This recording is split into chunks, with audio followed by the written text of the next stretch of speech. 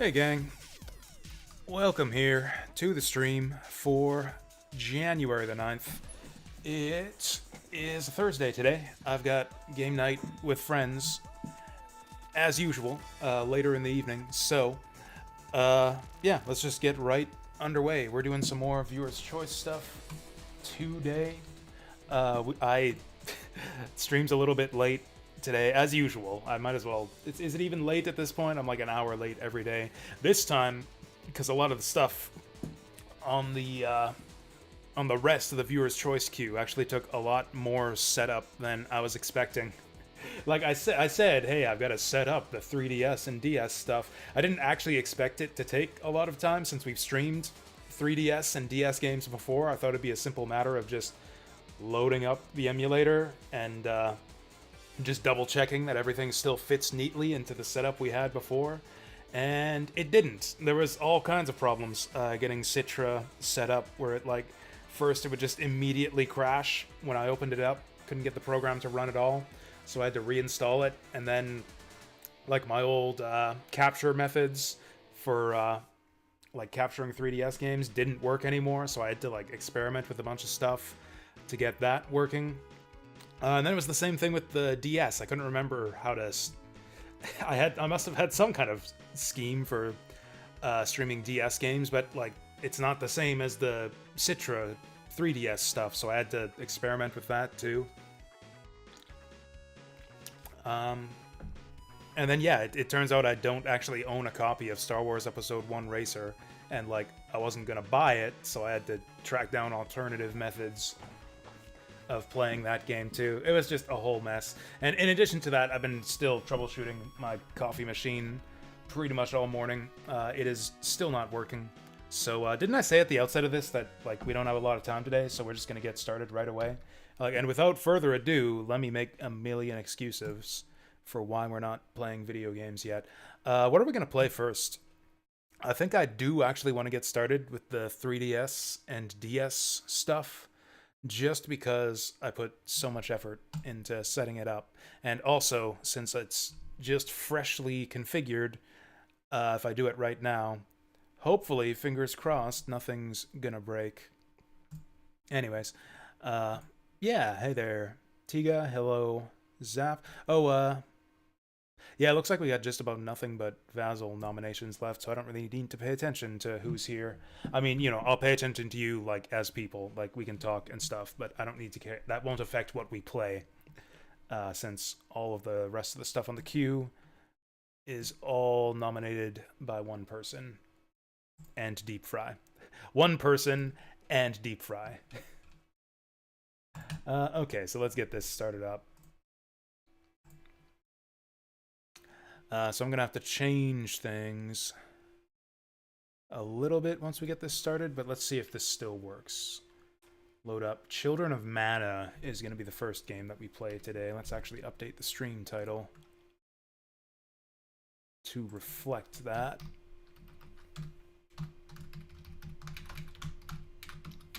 I was very close to just crossing this off the list of viewers' choice games, since I didn't know if I was that interested in playing just some mid-tier mana game from the era when nobody really gave a shit about mana.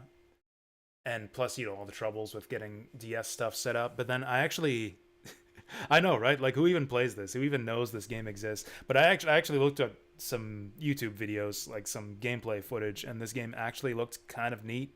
Very, very reminiscent of Legend of Mana.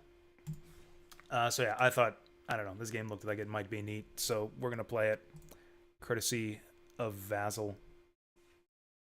I think the screens are reversed already. Oh, maybe not. No, this might be correct. Anyways, this was a 1 hour nomination, so let's go get the timer.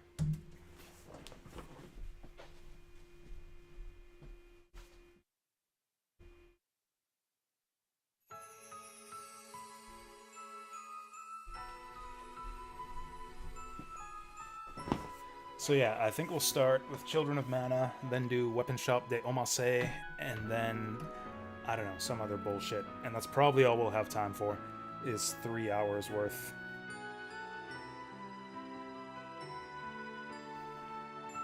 I kind of hate streaming DS games because I never know what screen to make big and which one to make small. Like here it seems to be playing everything on the bottom screen. I can reverse these pretty easily. Whoops, I didn't mean to do that. That was a mistake. Oh, do we have... Yeah, that's a good question. That's a good question. Do we have that on a hotkey? System, video, audio, screen. Screen layout, right, left. Choose if swap screens button should work on press or hold. Yeah, it should be a toggle. Then how do I know what button that's set to? Or is it like a controller thing?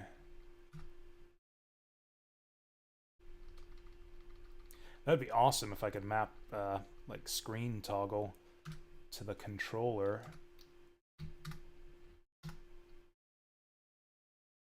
I didn't think you could like bind keys within RetroArch Core. Clicking the stick, that might not be a bad idea.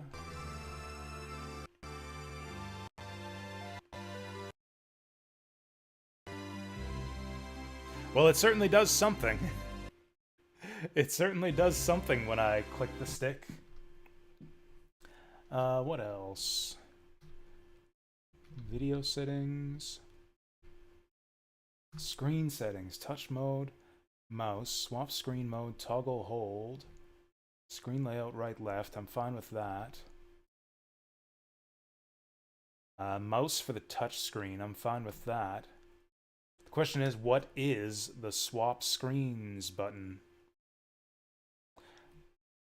I mean, let's just try all the stuff on the controller.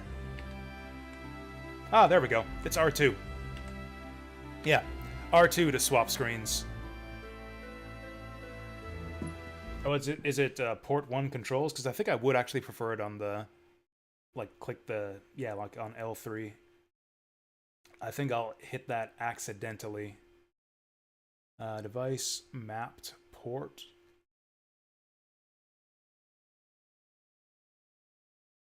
Oh, there we go. Make microphone noise and swap screens. Right, I keep on reversing this, where it's like, okay, so the button is on the left and the function is on the right. So I think we want close lid. I think I might just want to unbind that. Why the fuck would I want to close the lid of my emulator?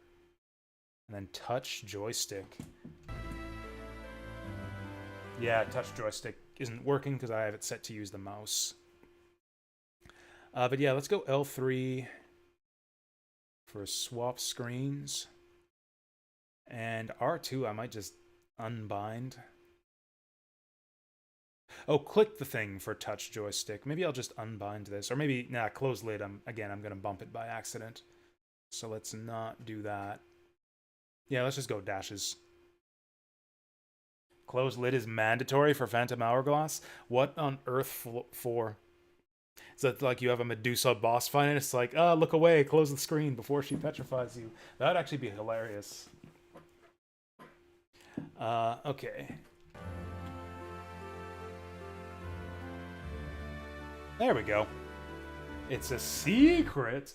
I mean, fair enough. I'm probably never going to play Phantom Hourglass. I think that game looks like ass. Okay, let's watch that intro and not accidentally skip it this time. More like Zelda Phantom Hourglass ass. Yeah. Oh, really? I thought Spirit Tracks looked even worse, actually. I thought Spirit Tracks looked even worse than Phantom Hourglass. Oh. There.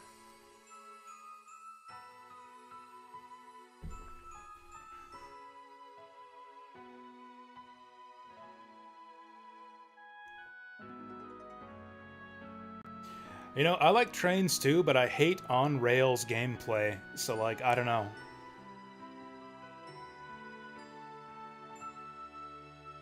I don't care for Thomas, but I like George Carlin.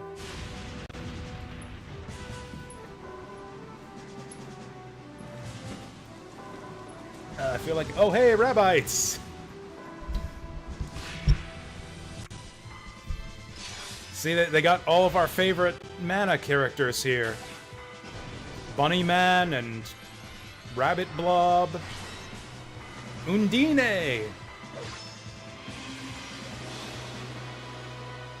It's a cool looking mana sword, too. Oh, damn.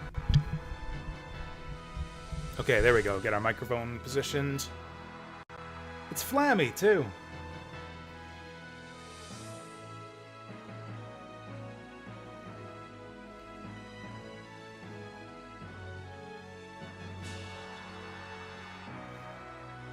So, like, I don't know who the artist is, but there were a bunch of, like, Squaresoft games at around this time that share this same kind of art style, the same, like, you know, type of character designs. There was the Final Fantasy Tactics games kind of share an art style with this game. It was the, yeah, Final Fantasy Tactics A2 or whatever. Okay, let's start, and let's start the timer. But then, with that said, it's still, like, there's a fair bit of, like, Legend of Mana style visuals mixed in here, too.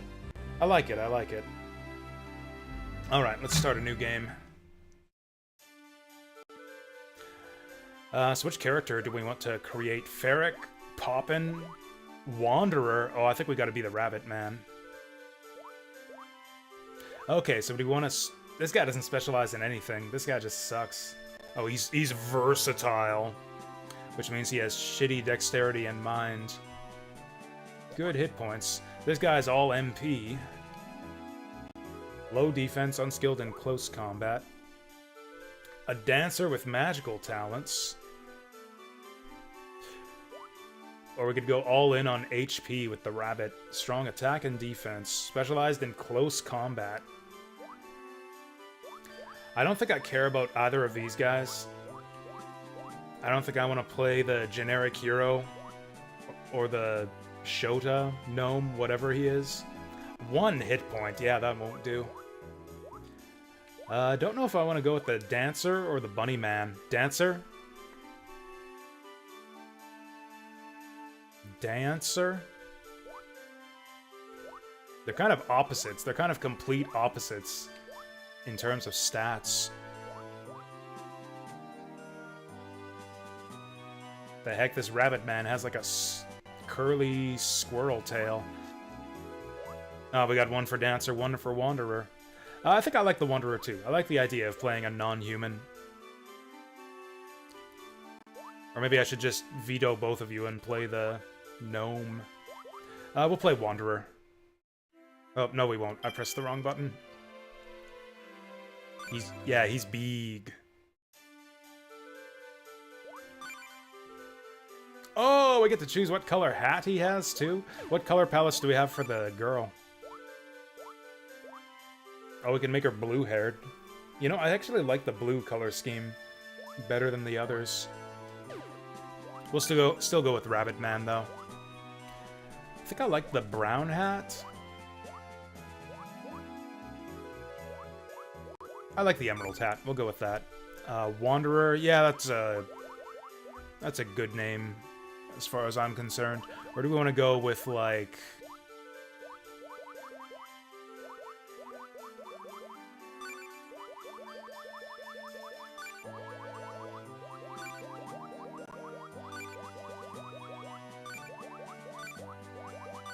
There we go. Much better. From East would be a good name for him. I wish I would have seen that. That would have been a better name. Oh, that's why you were talking about Wanderers from East. I literally didn't get that.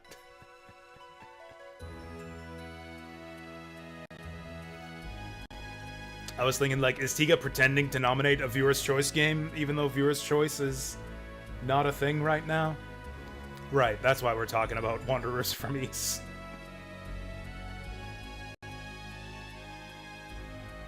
Oh, that's a good idea. Yeah, if this game ends up being amazing, which I kind of doubt, yeah, we could start from the beginning with a different character. Okay, I wasn't paying attention to the text, but I doubt it's anything important. Blah blah blah, mana tree.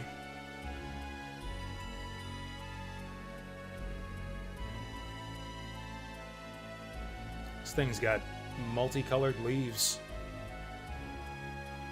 I'm sure you've heard many stories about the tree and the sword. Yes, I am sure you've played many previous mana games. Actually, how many other mana games were there up to this point? There were quite a few, because you got, what, Seiken Densetsu 1, 2, 3, Legend of Mana, and there was one on the PS2 as well, and one on the GBA, Sword of Mana, and I forget the one on the PS2. So this is like the 7th or 8th mana game.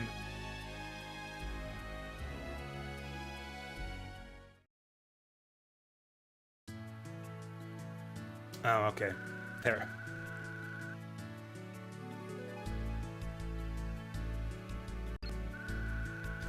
Okay, so it looks like gameplay is on the bottom screen. A Nicolo? Wait, that's the name of the race of bunny people? I thought that was the guy's name from Legend of Mana. Nicolo was the name of a character from Legend of Mana. Or maybe they're all part of one family. Maybe he's just part of one big rabbit family, the Nicolo family. That's their last name. This is Millionaire Nicolo, Jasurer Nicolo.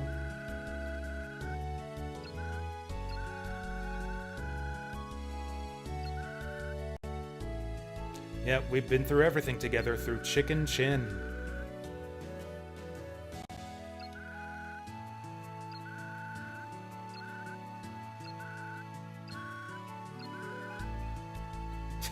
Wouldn't that be funny if, like, the first thing that happens in the game is our wanderer stops wandering? It's like, you have class changed to... I don't know, what's the opposite of a wanderer? Couch potato.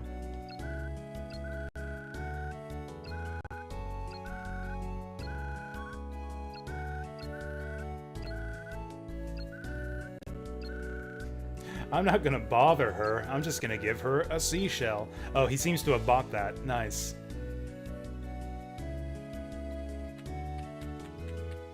Yeah, I love the background graphics, like the environments in this game. Very, very Legend of Mana-like. Oh, hey, there's Gnome.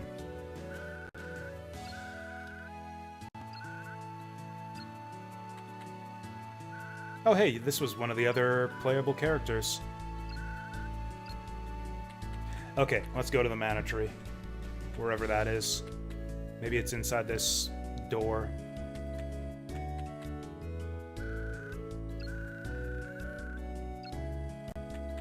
That was the other thing about Legend of Mana, is there were so many character portraits. Like not just the portraits, but like the sprites. Like every single NPC, just about, in Legend of Mana had like a unique character sprite with a few palette swaps, but not many, and a unique portrait. And they were like all different types of like weird creatures and monsters. Yeah, I love the character designs in these games.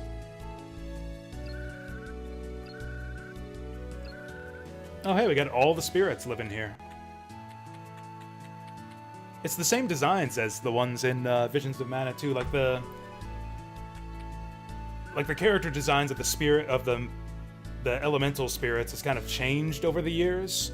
I don't know at what point they settled onto like this type of design, but yeah, apparently it was at least as early as this game.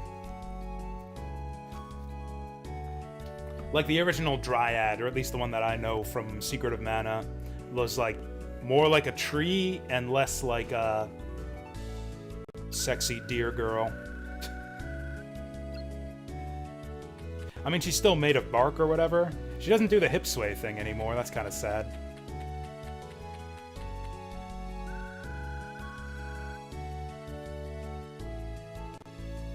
Guru Logic Champ. That I wouldn't mind playing that. I would absolutely not mind playing Guru Logic Champ for a couple hours. Have I shown that game off on stream before? I think I have. Very briefly. Oh, this is the girl. This is the tree.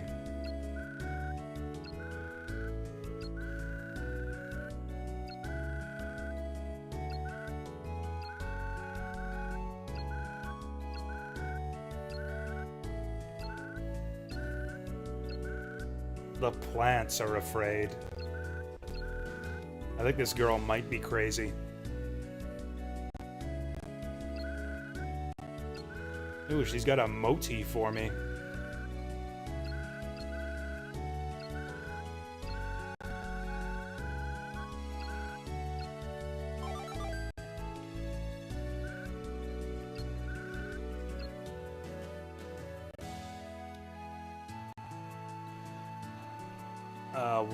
Okay, next step. Walk around Mana Village.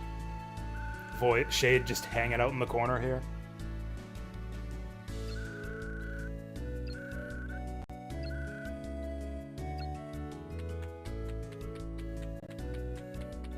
Oh, hey, there's Wisp up here. What were our errands again? We had to give the seashell to the girl. Whatever, let's just talk to everyone.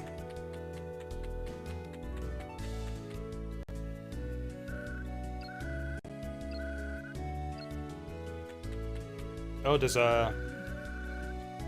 From East here know how to play the harmonica? That would be cool. Not enough RPGs let you play musical instruments.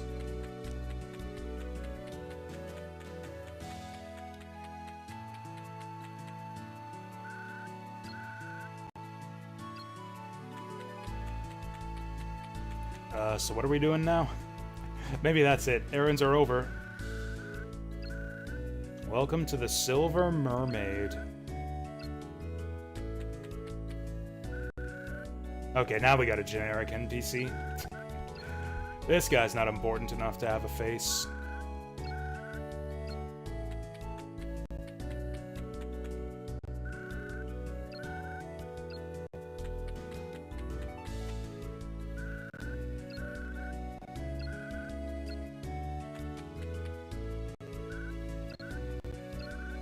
This is gonna be like Siren all over again. How do I get out of the first screen? Can we just leave the town? I don't actually see an exit. Oh, there we go. Oh. Come on, you're not even gonna come up with some excuse why you can't leave town?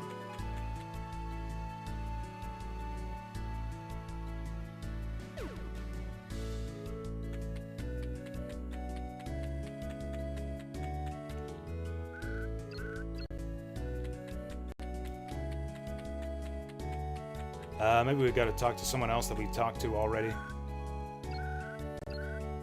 Okay, harmonica lessons. Grandpa Tony.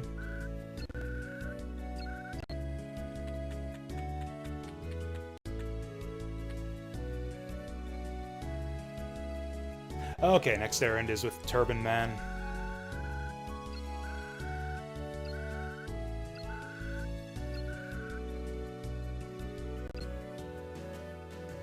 This guy kind of looks like he's just wrapped himself up in a big pillowcase. Oh, hey, it's Watts!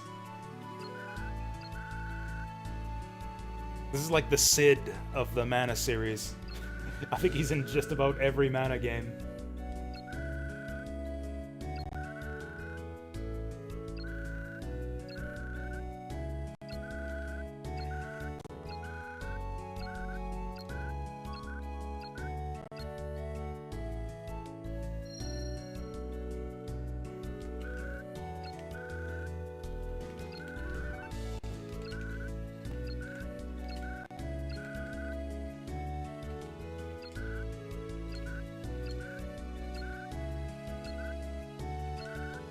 What? Evil spirits? The power of Malvolia.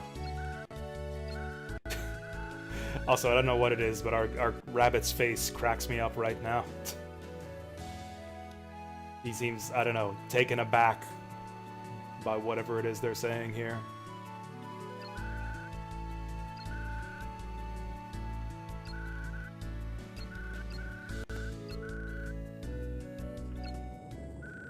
Oh, finally, something's happening. By Griffins! Oh my god, not the stone. What stone?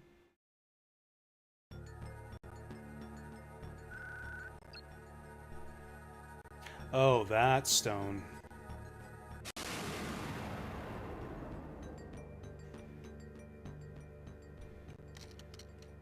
Uh-oh.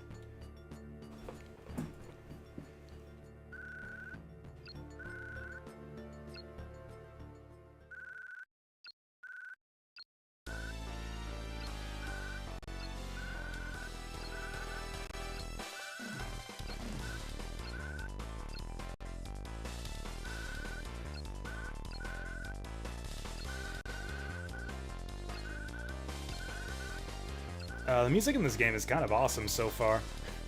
Don't take Griffin's name in vain.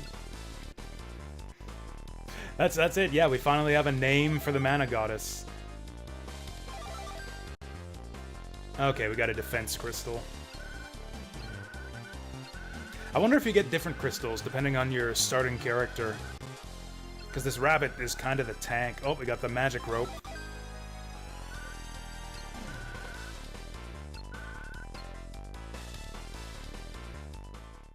Okay, finally, stuff is happening. Oh, okay, stuff is unhappening. Is this kid chasing me? Okay, he's just randomly running.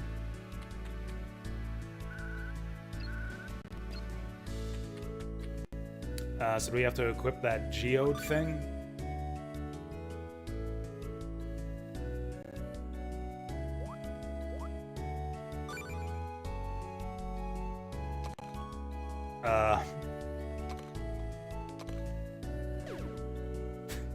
Are we putting it on? Oh, there we go. Oh, okay. Look at that. We get 4 defense off that. So it's basically just materia that gives you passive stats, or what? Okay, good deal. Now what? Are these guys all gonna go with me? Do I just get to learn all the magic spells right at the start?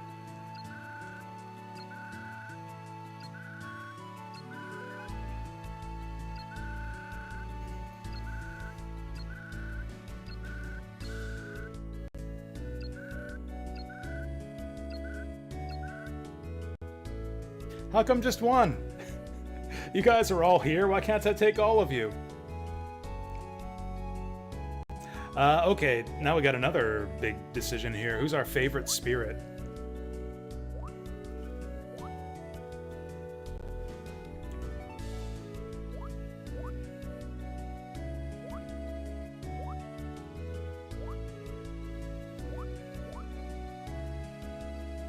Gradually restores an ally's HP. Makes an ally invisible to enemies. Allies, huh? So we're gonna have a party in this? I guess that's like every mana game. Cures an ally's status ailments and give them temporary immunity.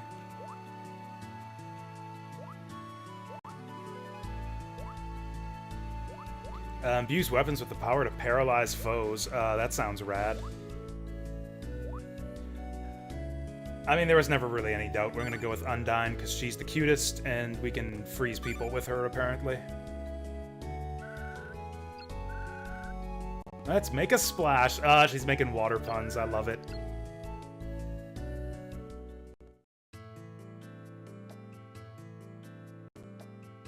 Oh, we're on the continent of Illusia.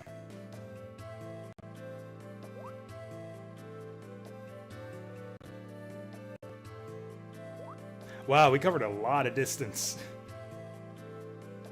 It's a small continent. Alright, enter the mana tower. Oh yeah, you can see that little dot. That's, like my touch screen cursor. Is this the Mana Tower? That's what it said on the map.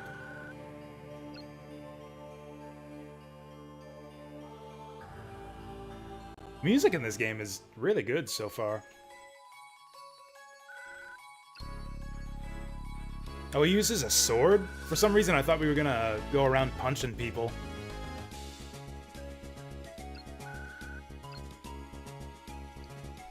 Alright, let's go.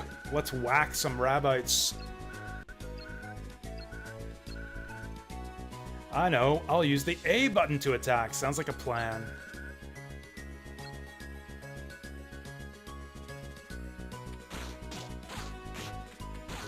Okay, so it's just a nice little hack and slash action RPG. You know, I feel like there were a lot of these games back in these days. Like there was, what was it? Shining Tears was another one. Just like top-down hack and slash action RPGs. Ys was another one. Ark of Nepishtim. This is just like another one of those, except with way, way better graphics and music.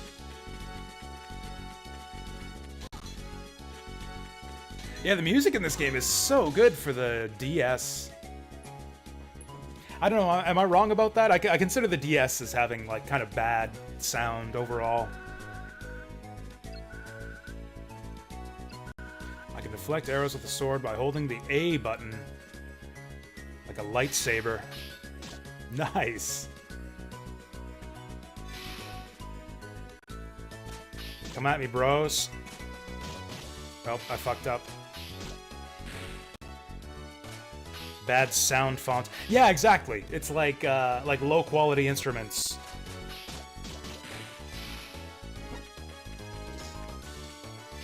I mean, I guess I can still hit him with the sword. Deflecting the arrows does way more damage, though.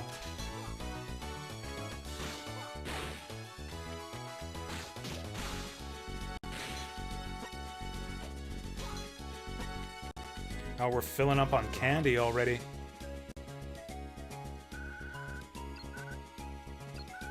Oh, the most secret of sword techniques, is it the charge attack?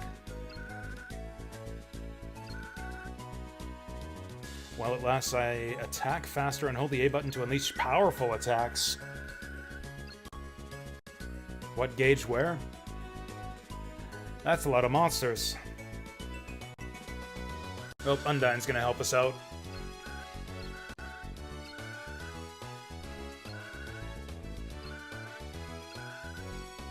Oh, we're bringing out the magic. If you touch me, I can lend my power to you directly. Head into the middle of that... Yeah, just run to the monsters. Just run right into the middle of that group of monsters. Okay, so this is where the magic system comes in. Get him! Get him! Get him! Okay, that wasn't bad. I guess we want to guard after we do that. Ooh, we got some leather armor.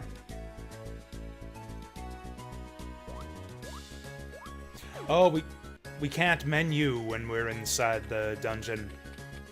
We'll have to equip that leather armor later.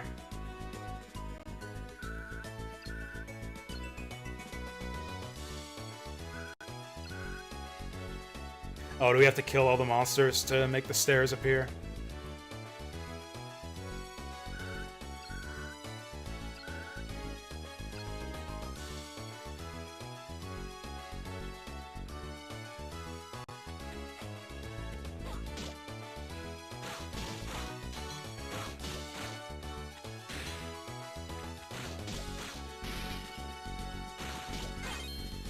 Hey, level up.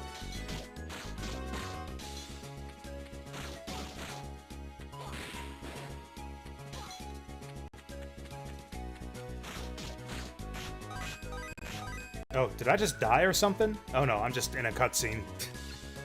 What's this? I got so distracted I let the slimes beat me up. Ooh, how lucky, we got a gleam drop.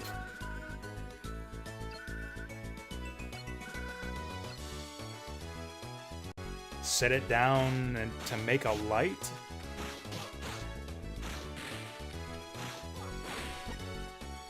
Ooh, new sword.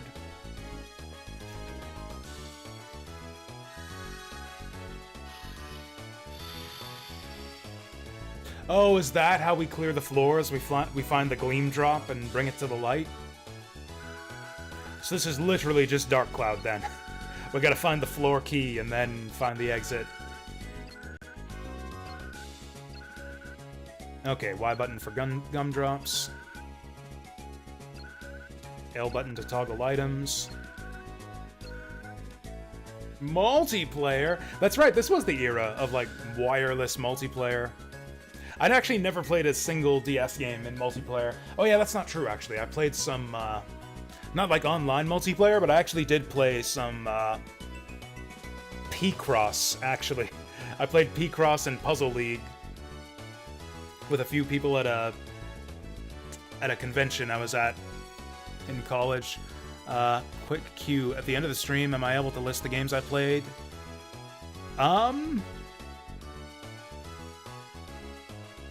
I mean, honestly, usually not. I mean, if I rush it, I guess. The thing is, we're usually rushed at the end of these streams, or we're often rushed.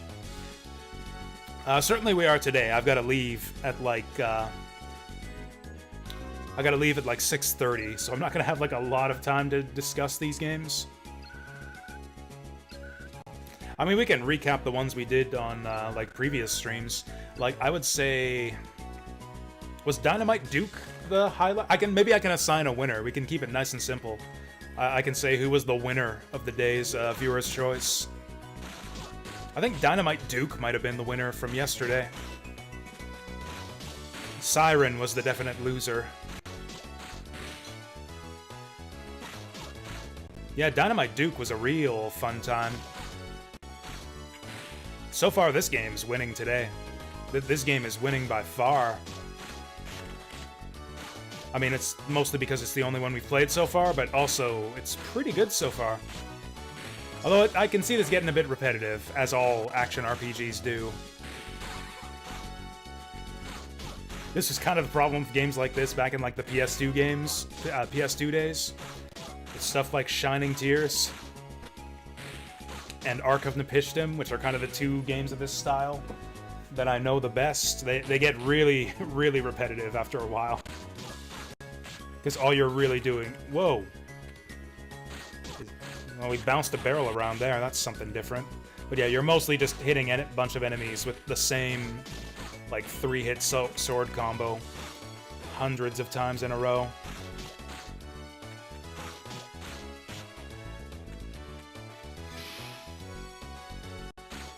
How do we use the meter again? Oh, the enemies can, like, bounce around and make a chain reaction. What button again? Fury!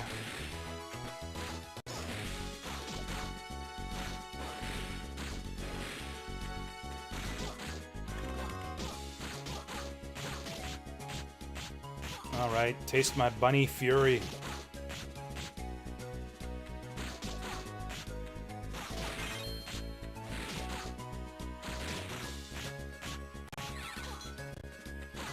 Okay, we're doing okay for HP, at least. It's a good thing I picked the high HP character. So how does it taste? Whoa. Give me 1 second, and, well, I'll tell you how it tasted. Lily's well, is that what you're asking about? It was fine. It was a neat throwback. The thing is, the old, like, point-and-click adventure, old-style point-and-click adventure game is not really my favorite kind of genre. So, like, it was good in as much as it was, like, really short and pretty simple. It's, like, pretty repetitive. It's free, so you can't criticize it too much. It's, like, an interesting little romp with, like, some good little jump scares, a kind of neat concept with the whole, like, iterations of different lilies. Yeah, so it has some good freak out moments. Interesting kind of classic art style. reminiscent of like old King's Quest games. It was good.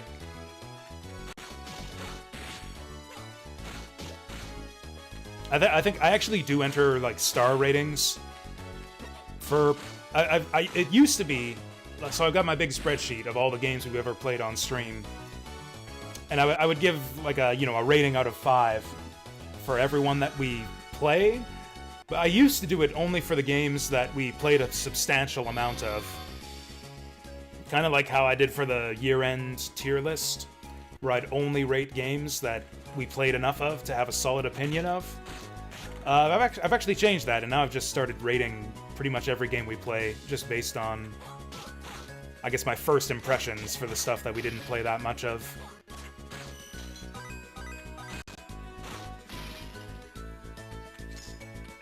I gave Lily's Well 2 stars, but I don't know, the way I rate games is kind of different. I like to use the full scale. So, like, I consider a 2, like, really only once you get down to the 1-star games, is that, like, the games that I think are really, really bad? Borderline worthless. Like, I enjoy 2-star games well enough. Only the stuff that I really, really dislike, I give 1 star to. And yeah, Lily's Well was a decent little 2-star game. I got a fair bit of enjoyment from it.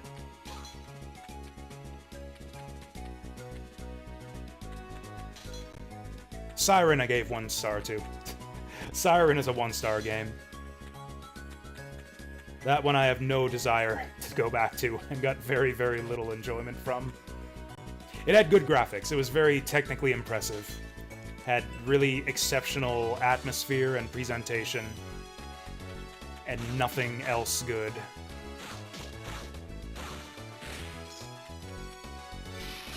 Yo! Idiots. Getting a lot of this leather armor.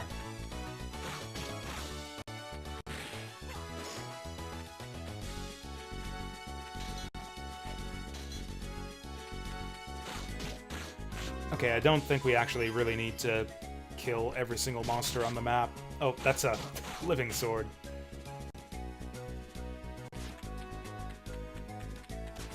Let's just leave. I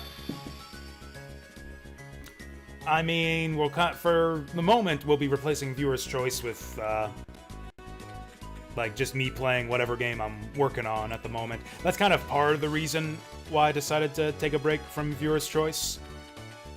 It's just kind of like a big time commitment every month, and I'd like to put those hours into playing the games I actually want to play.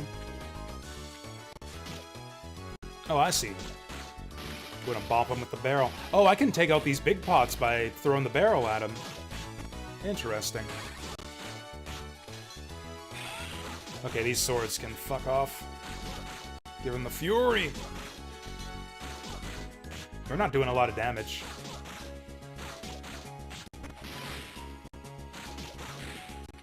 Oh, also, the monsters keep on coming. And they don't stop coming. We better just... yeah.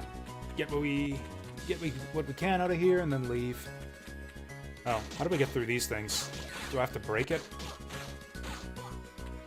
Also, I've got a lot of games I want to get through this year, so yeah, I do kind of want to spend that extra time, like making sure we spend some quality time with 3 houses and I don't know, whatever else we got going on this year. It's a lot of games. There's a lot of games I want to finish. Oh, we're like half dead. Oh. So can we just not get to the other half of this level? Also, I guess we do have to kill every monster until we find the exit key. I think I will replace Viewer's Choice with like a new type of Viewer's Choice, a more casual one that's not on a strict schedule and has no firm time commitments. I'm thinking something like the Wheel of Games. Like, you nominate a game and it goes on the Viewer's Choice wheel, and whenever I feel like it, we do a Viewer's Choice stream where I spin the wheel and play a few games for as long as I feel like. I don't know if we'll do that right away, but yeah, I'm thinking I'll set up something like that.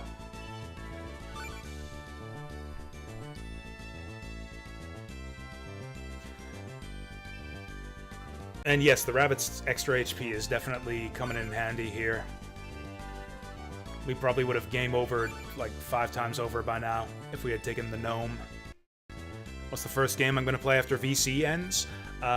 So actually the very first one is a continuation of a viewer's choice game, which is Sonic X Shadow Generations. Not that I, like, loved that game, but it was pretty cool and it's pretty short. We got, like, halfway through it in the 2 hours we spent with it.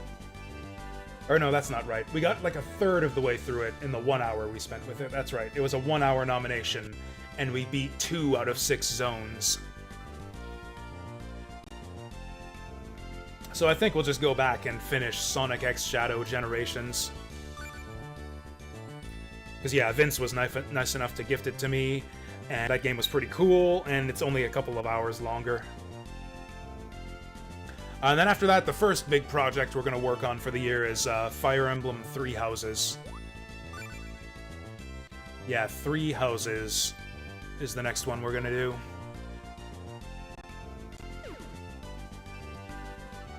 Flower, Sun, and Rain. I don't know that one. A grasshopper game.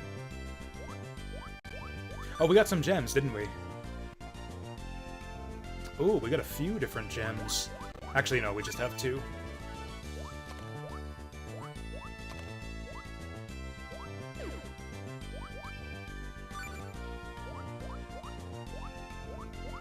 Oh, can we not slot it on the other one?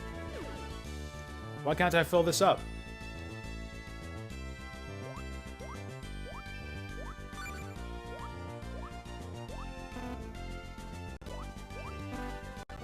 What the hell?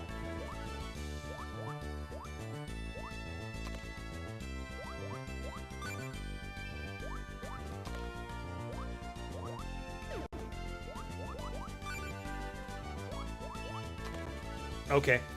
I guess there are rules for where you're allowed to place these. Alright, we're jacked up with geodes now. Oh, we'll lose our progress in the current area if we return to the village. Let's not do that then. Ready. House MD is the most chaotic house. Which of the 3 houses has House MD as its commander? Or is that the DLC house? The, what is it, Grey Wolves or whatever?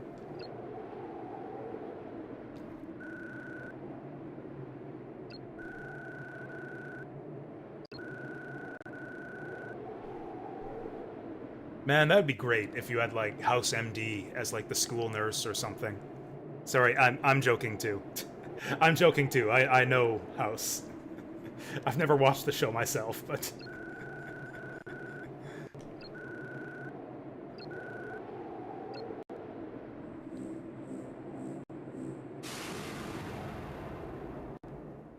I don't blame you for assuming that I wouldn't know what House MD is, because that's exactly the kind of thing that I wouldn't know about. That'd be, like, very typical of me to not have heard of a popular TV show.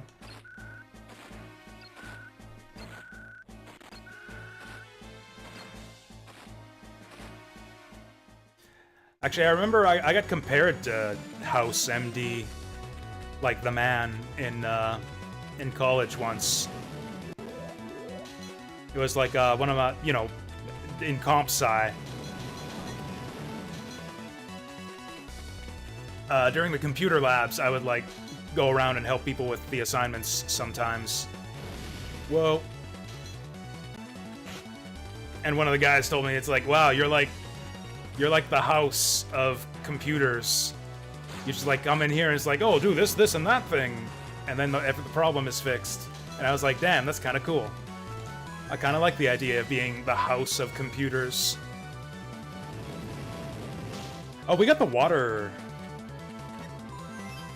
Whoops, that's the wrong button. We got the water spell. We're perfectly lined up for this Firebird.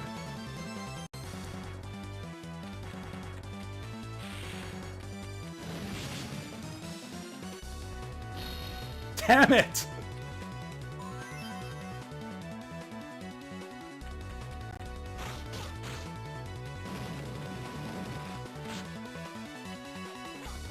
Well, at least we didn't get lit up that time.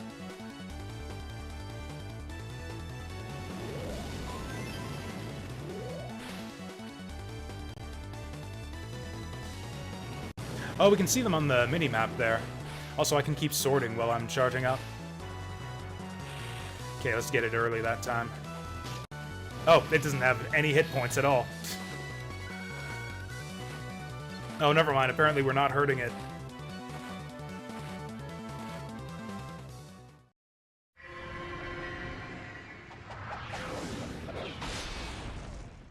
Ooh, it's anime time. Oh, here we go. Try this sword. Now, what could that be?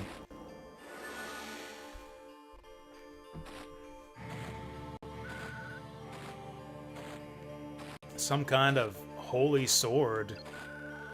Or seiken, as they would say in Japanese. This is our chance to do some damage. Oh, did he actually pick up the sword? It doesn't look like we have the sword. Whoa, what the fuck? Oh, he's doing a lot less damage this time. Oh, I'm paralyzed.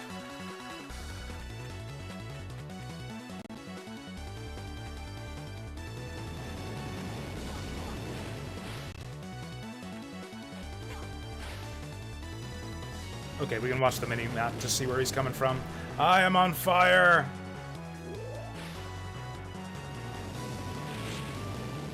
Damn it, I thought he was gonna land.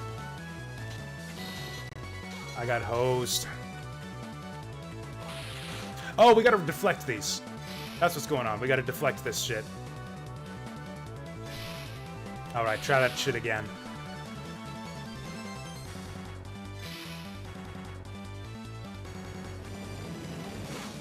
And we can hit him when he's doing that.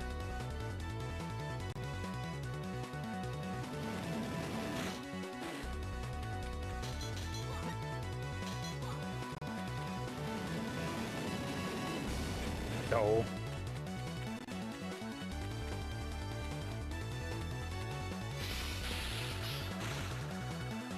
Damn it, I kind of want to deflect both of those.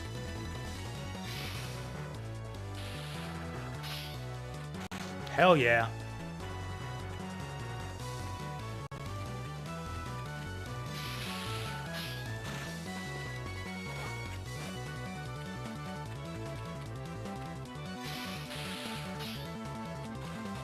Oh, he backed off. Oh. Hey. That was a mess of a boss fight. Oh, we're getting scored for this shit? This is gonna be just like Mega Man Zero. You beat the Firebird. Congratulations, D rank. Oh, never mind. Silver rank. This game's a lot more generous than Mega Man Zero.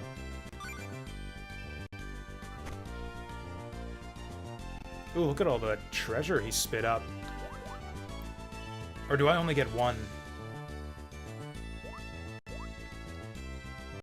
Oh, we could take the mystery box. Do I only get one of these?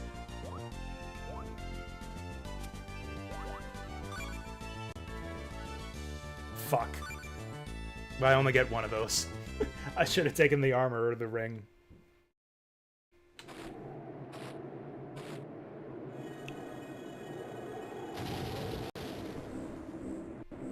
I'm also interested in Penguin Adventure, but the MSX game I'm the most interested in is Maze of Gallius. I want to try Xanadu, but I kind of suspect I won't like it.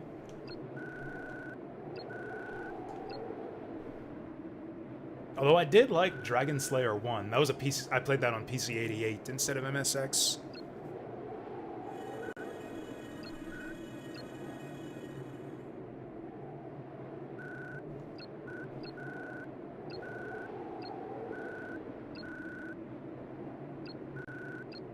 Malevodon.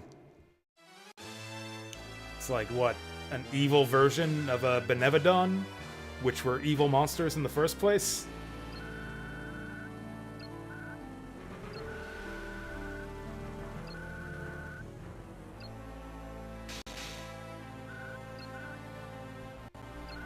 Yeah, you look a little bit too evil to lay hands on the Holy Sword.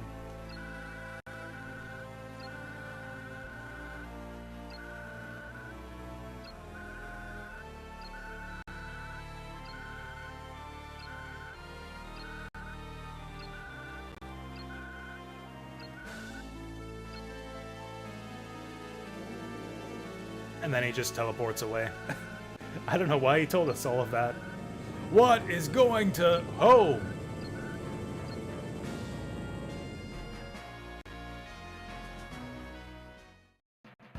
Oh, I don't know about Romancia, but Legend of Heroes also looked pretty cool. I'm kind of interested in Legend of Heroes.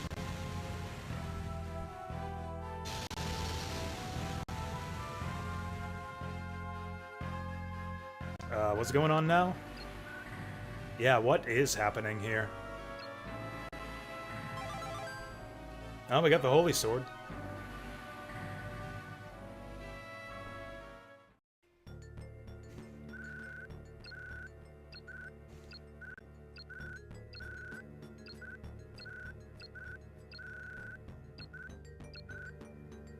Oh, the Holy Sword was protecting us. That's why the big bad couldn't kill us.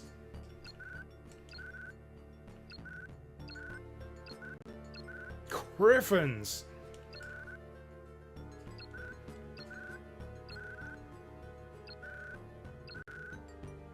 Is that like the god that the dwarves pray to or something?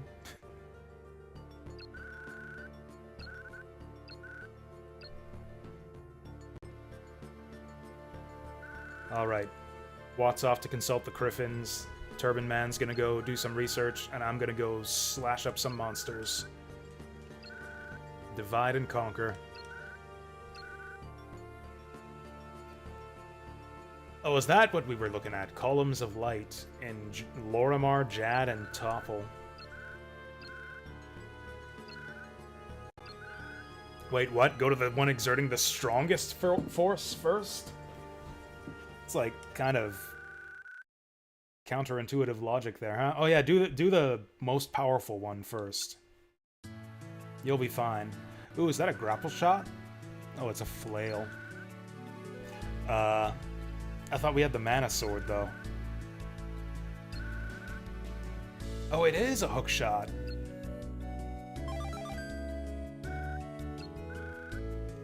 Now we have 2 weapons. Would I like to try using the flail or fighting with both weapons at once? Wait, what? Would you like to try using the flail or fighting with both weapons at once? That's an A or B question, not a yes or no question.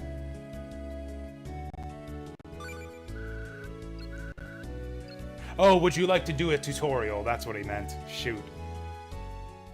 I probably didn't need this.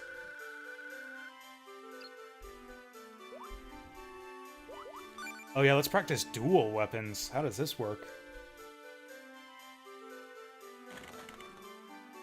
Press the R button to open the command ring. It's like the 2 most iconic things in the Mana series. Watts and the ring menu. And then I guess the Mana Tree and the Mana Sword after that. Nice. Okay, R button for the command ring. Flail. Oh, and we gotta assign the buttons. Okay, so it's A and X. That's done already.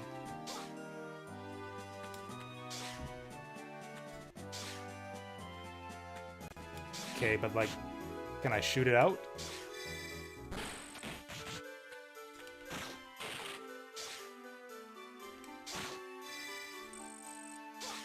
Oh, I guess if we charge it, it shoots out? Oh, okay, so it's different than the sword, then. The sword does the deflection thing if you charge it up. Okay, let's quit.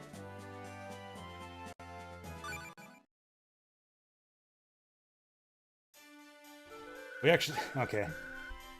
We got like 10 minutes left. This game seems like it has potential, but it has the problem of like a lot of RPGs of this era, which is just they get bogged down in dialogue way too much.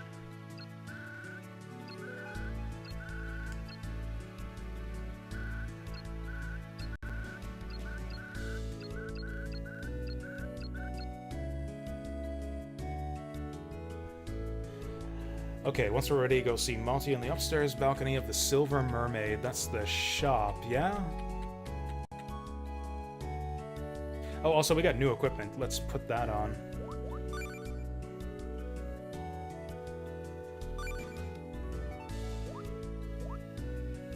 Oh, we can't put on the bronze sword till we get to level 4. So we got, like, loot drops in this game, too. This is basically a Diablo-like...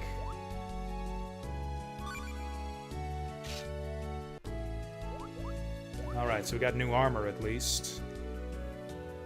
Oh, did we get anything else?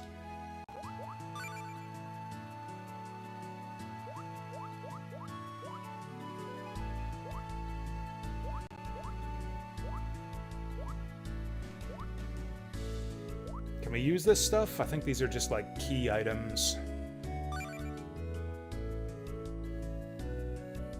Oh, come on, you're not even gonna show me a picture of it? Lame.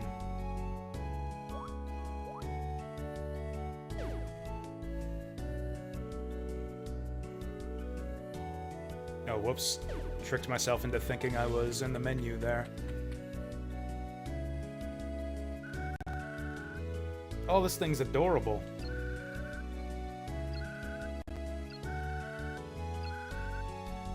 I am Belbo, the second boy.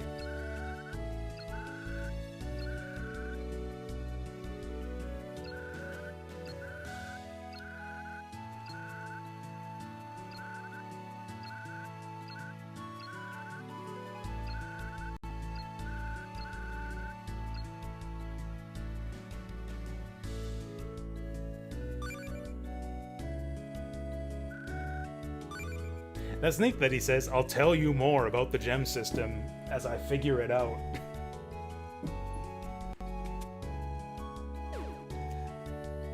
It's like, in a typical video game, you'd expect, like, the gem dealer or whoever to be an expert on whatever game system or game mechanic they're associated with. I kind of like that idea of, like, a gameplay system that, like, nobody in the game understands. It's like, oh yeah, there's these gems.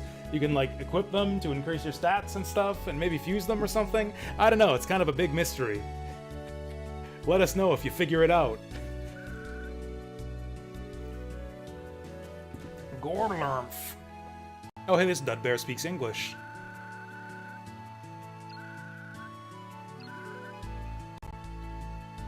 Okay, for collect HEP requests. And find peoples who HEP.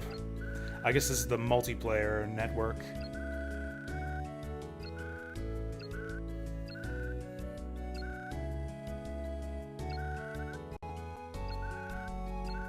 Yes, I understood that perfectly.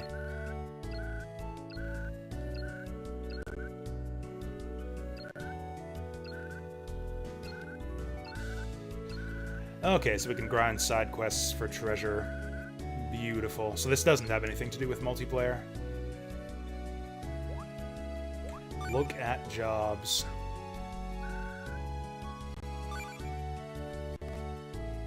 Find an item. Eliminate the monsters. Eliminate more monsters. Okay, we can get a wood flail, $1,000, or a broadsword. I mean, whatever weapons we get, I'm probably not high level enough to equip anyways. Finish Gurmph? Yes. What does Dryad think about all this? Ooh, she's very impressed at my bravery.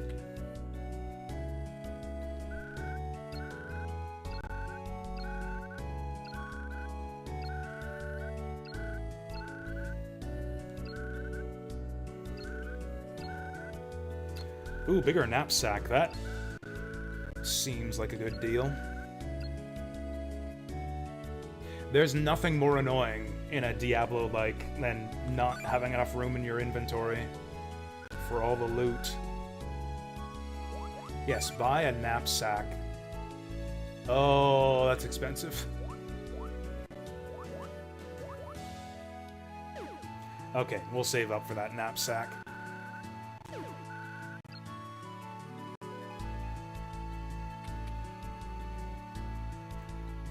Okay, so this is the guy to talk to.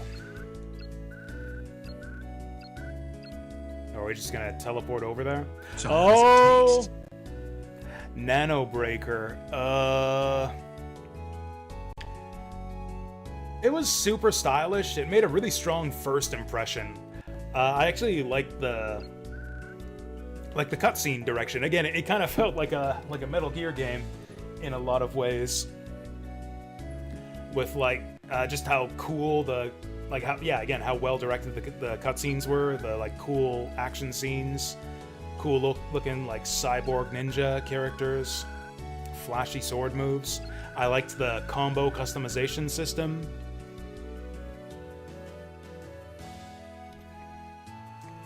The story had a really interesting premise too. With it's basically kind of your typical machine uprising dystopian future type thing, except the machines are nano machines, so they're transforming people into giant blood monsters. Oh yeah, the whole blood splatter system was awesome too. All of this is the preamble to other than all that, the game is actually really boring and repetitive to play. You kind of like this game, just spam the same combos over and over and over again to kill the enemies and trek across kind of samey repetitive maps and do really, really god-awful, terrible platforming along the way. The jumping in that game is such shit. I wish there were no platforming at all in Nano Breaker.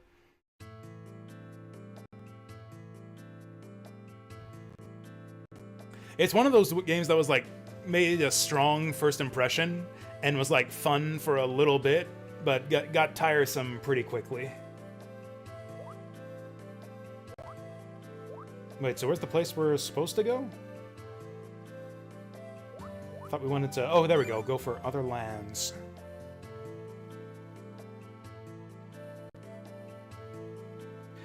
And yeah, the connection to Castlevania Lament of Innocence was interesting. I don't think I would have noticed the similarities between those games myself if no one had pointed it out to me. Apparently, both games were made by the same development team and used the same engine.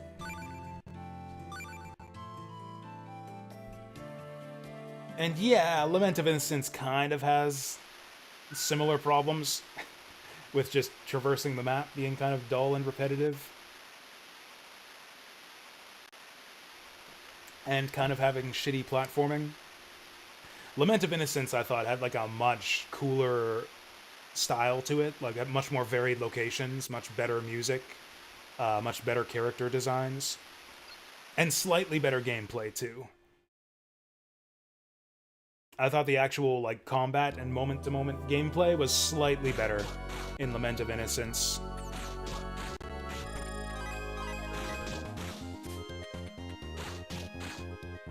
How do we get across those spikes? Level up.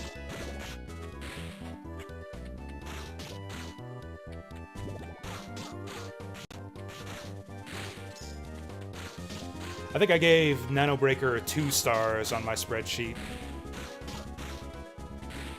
Which is, again, it's good. I didn't hate it. I mean, there was at least one part of it that I really hated. I, mostly enjoyed my time with it, but I was kind of ready for it to be done by the time we got to the end of the 2 hours. Oh yeah, the boss fights were really lame, too. Or, I don't know. We fought, what? Oh, shit. We fought, what, 2 or 3 bosses? The first one was okay. The first one where you're, fighting a dude who's, a fellow Nano Breaker who has all your same moves. That was a cool fight. I liked that one. The other boss fights were trash. The twin snail centipedes. And the big guy. I don't know. Those boss fights were really shitty. Where Lament of Innocence actually had really cool boss fights.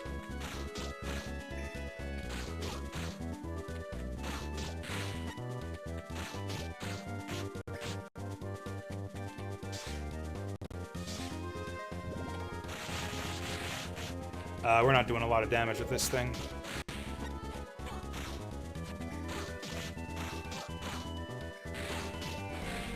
Oh, the music here is so good! Oh, I'm dying. This game got pretty hard pretty quickly. Oh, you know what? I was thinking, hey, we must get some upgrade later on to get across the spikes without taking damage. That's the wrong button.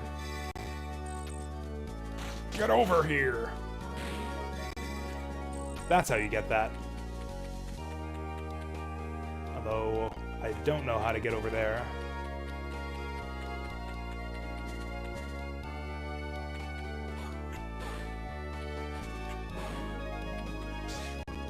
And I don't know how to get over there.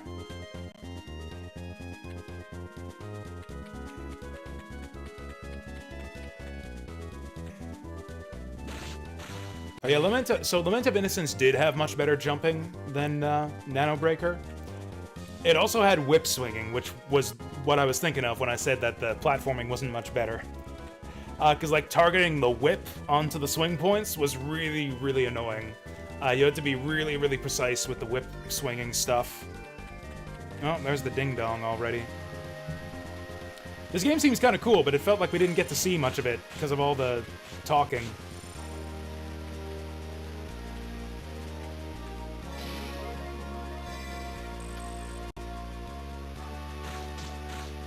Yeah, this game got off to a pretty slow start, unfortunately. I wish we could have seen more of it.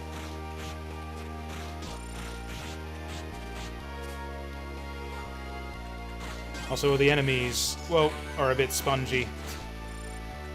These enemies all have a lot of health. Maybe I should have picked a character with better attack damage.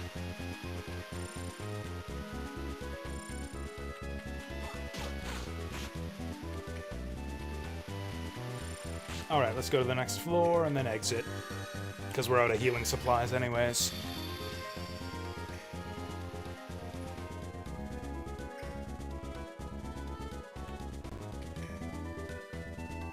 Yeah, this game seems like it might be kind of cool, but also seems like it might get grindy and repetitive after a while. I feel like they need to introduce like more mechanics, more spells, like more interesting stuff to the combat to give this one some longevity. Actually, apparently we get party members later on. Like, there were some abilities that, like, give buffs to your party members. So, like, having an actual party or multiplayer would also make this one more interesting. Okay, let's save and move on to the next game.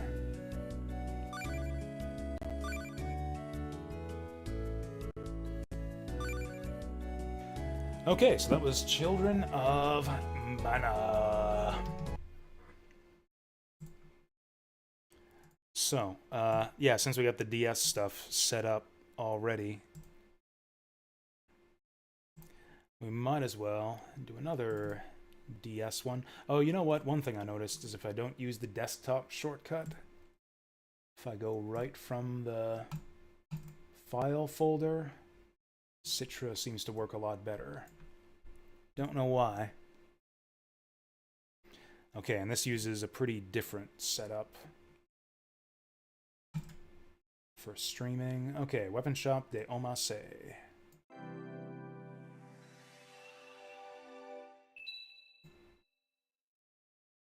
Okay, nice and easy.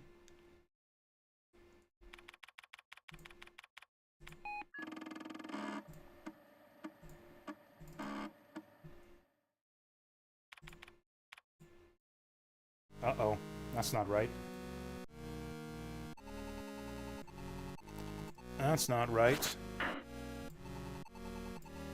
There we go.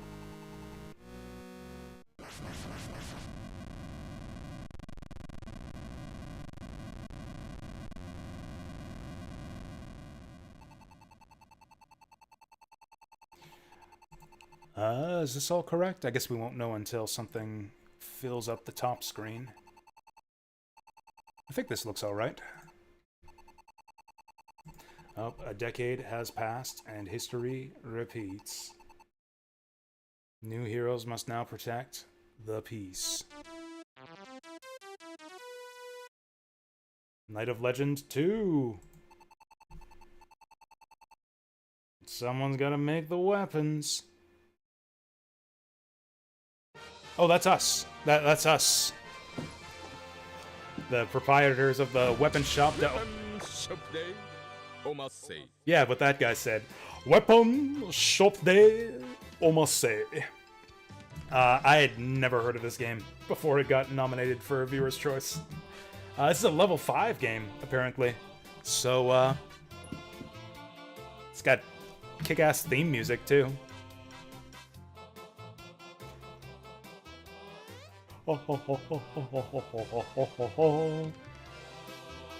Crank that shit just a little bit. And, yeah, 1 hour... Oh, let's, update the stream title, too.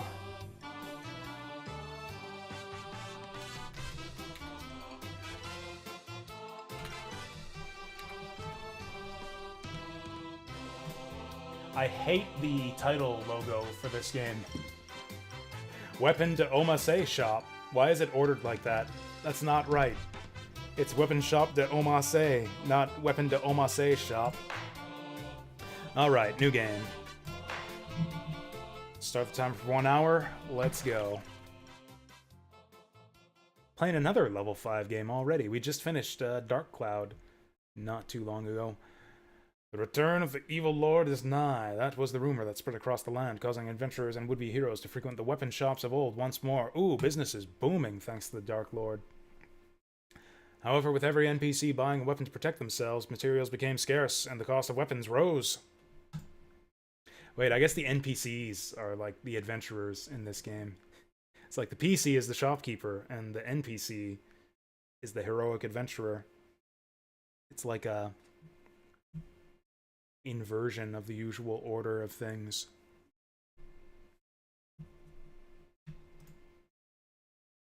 If we can't sell them weapons, we'll rent them out. Oh, okay. So it's like weapon rental shop de Omasse.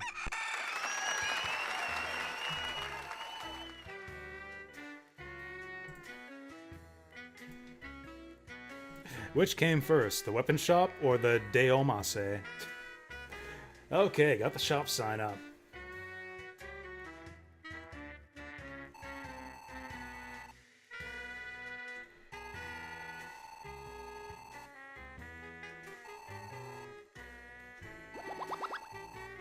What?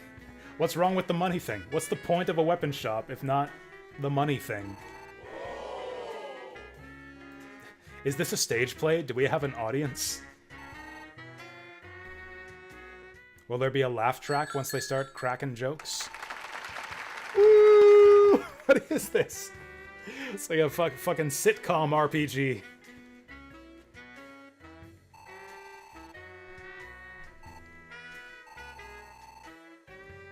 That's right, we lend weapons now. You will own no weapons and you will be happy.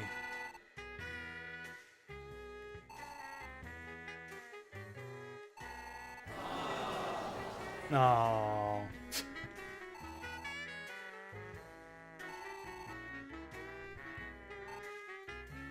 Oh, so equipment in this game has level restrictions too.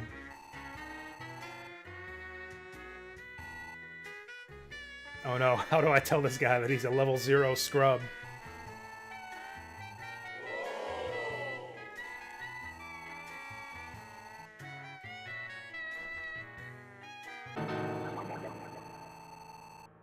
Oh, yep, that is totally the sound of a heart shattering.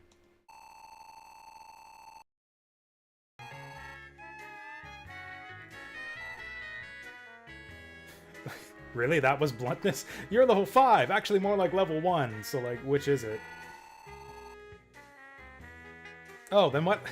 Why do I even have to be the judge of men, then, if he knows his own XP?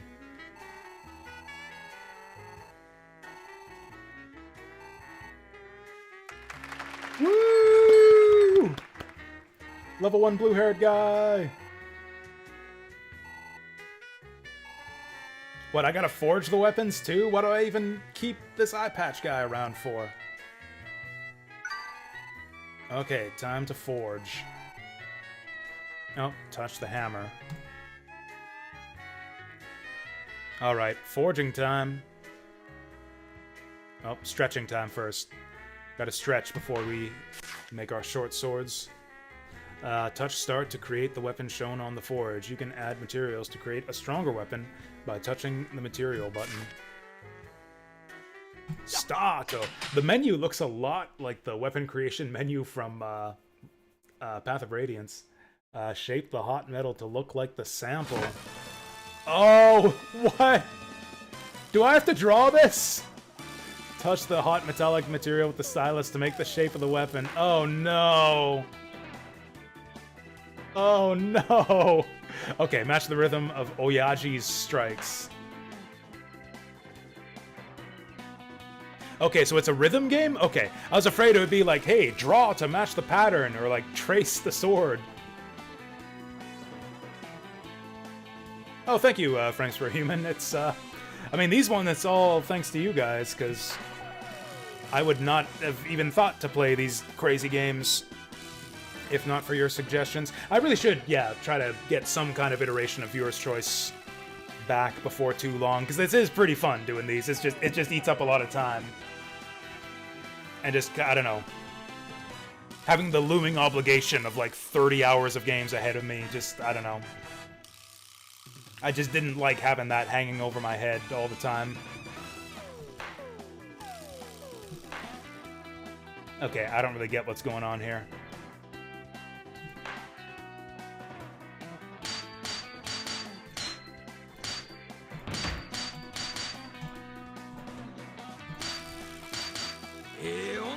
I don't get it at all. So I have to tap in time to the music and hit the right spots on the metal? It's a perfect temperature. Okay, red, blue, and the red area in the middle is the sweet spot. Hit it in the red zone. So do we hit it in the red zone, or do we hit it to the rhythm? I don't get this. Okay, touch the fire to heat it back up.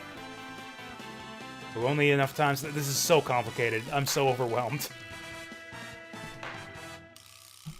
This is the most complicated. Hey, 5 up. Ah, we got 2 there. Fuck. Oh, 71% of the way there. Once the weapon starts to take shape, use the flip and turn buttons. Alright.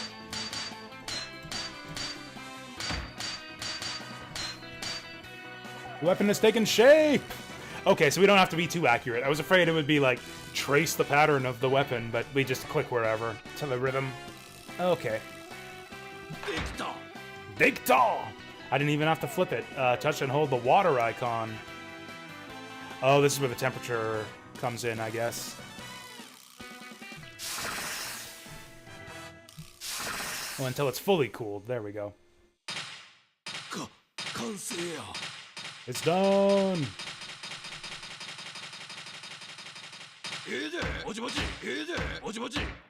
Good, not bad, good, not bad, great!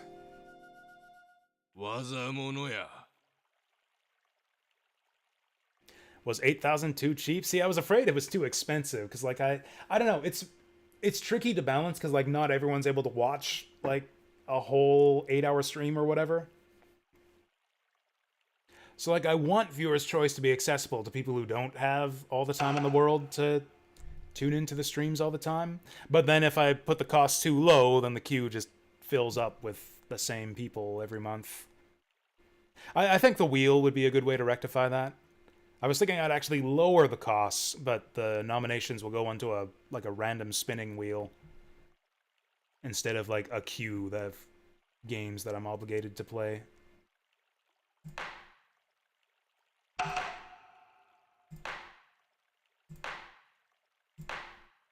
This is maybe the most. This is already, I think, the most complicated game I have ever played on stream.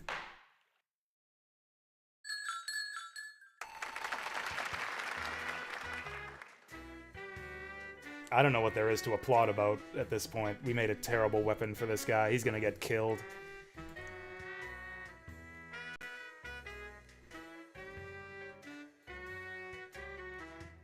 Okay, so he prefers the sword style. Select a weapon from your stock to rent to the... I only have one weapon in stock. Here's your fucking sword. Try not to get killed.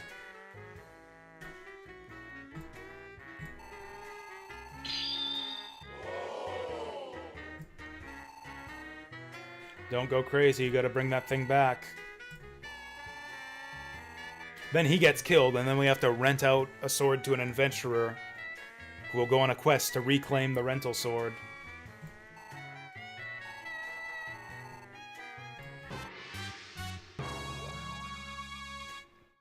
Oh, look at his angry face, but if you fail, I'm gonna break his thumbs.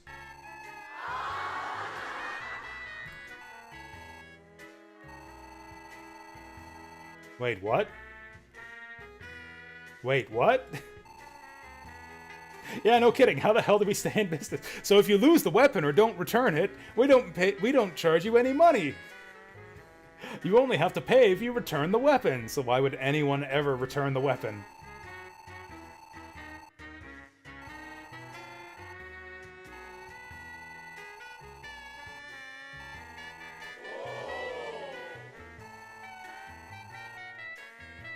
Oh, there we go. All of our weapons are equipped with spying devices. That's how we make our money. We sell your information to the government. We collect your information. Wow, okay. That is very modern. We're actually... We're not in the weapon rental business. We're in the data harvesting business. Woo! Does this game even use the controller? We've done everything on the touchpad so far.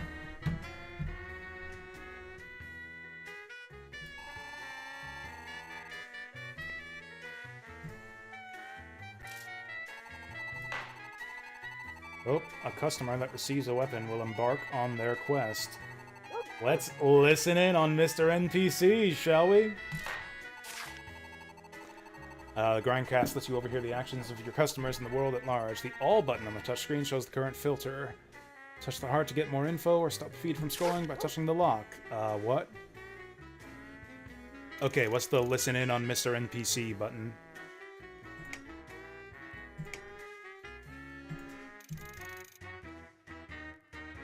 Oh, this is the feed? Okay, so this is us listening in on Mr. NPC.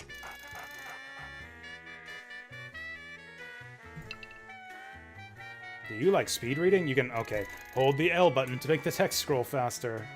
This is cool. I like this weapon I borrowed. Oh, he likes the weapon.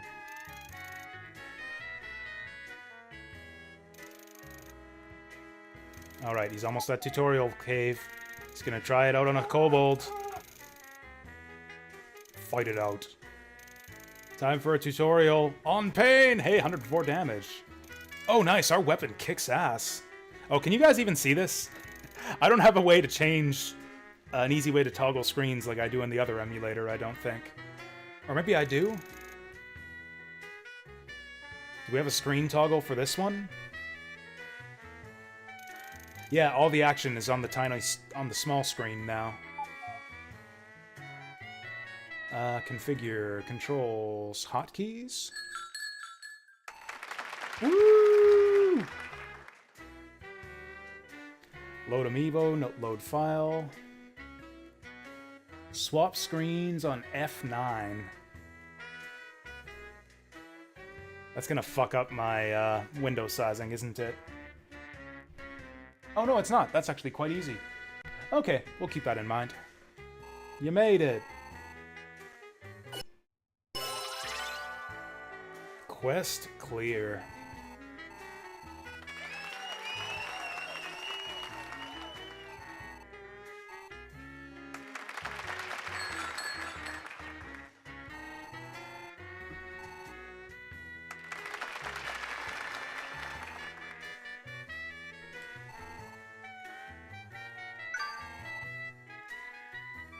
Customer's quest succeeds, they'll return the weapon along with the money and materials. Sweet! So we got his money for the weapon rental, and we got his information. Okay, we can polish the weapon.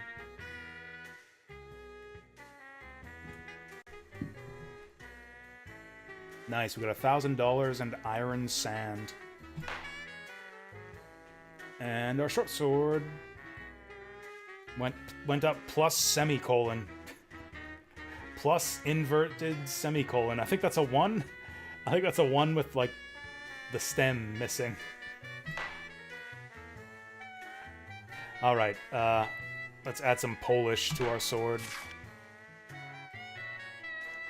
You can polish a weapon every time it returns from a quest. Start. Alright, let's polish the short sword.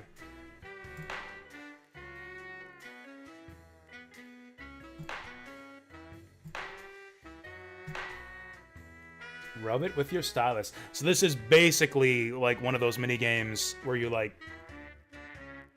rub women's body parts with the stylus, only it's swords instead.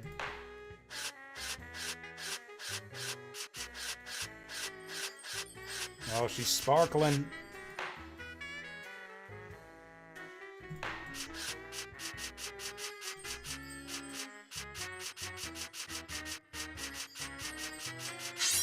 Ho! So, like, is there any skill to this at all? Man, what did this kid do to our weapon?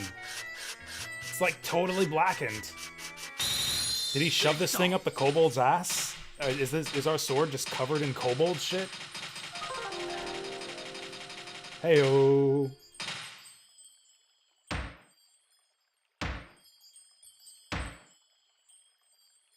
Oh, look at those gains.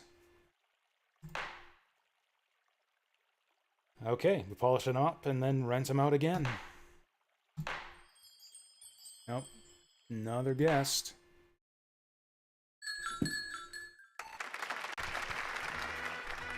Hey, it's Bicycle Helmet Man.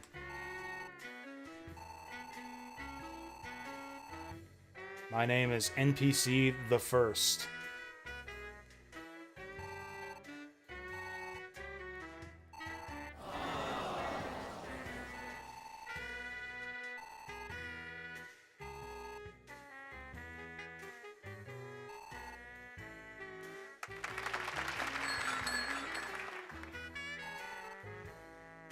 An axe, huh? I wonder if forging axes is different from swords.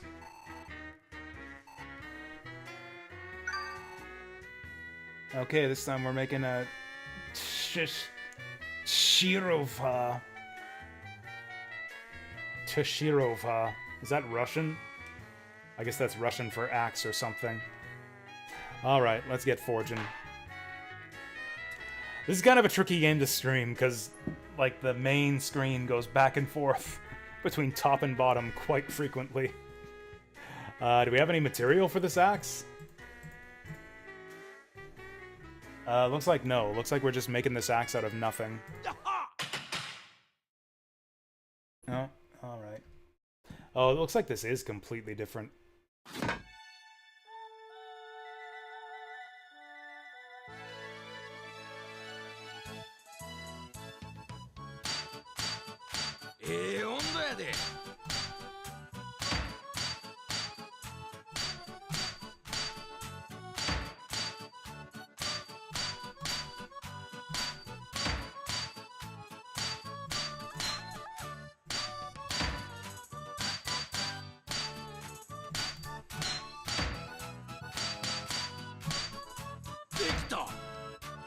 Man, we barely got through this song at all there. Touch and hold the water icon.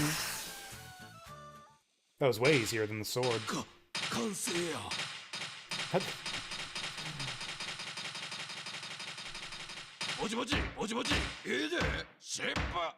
Why are they all just not bad? That was so much better than the first one we did.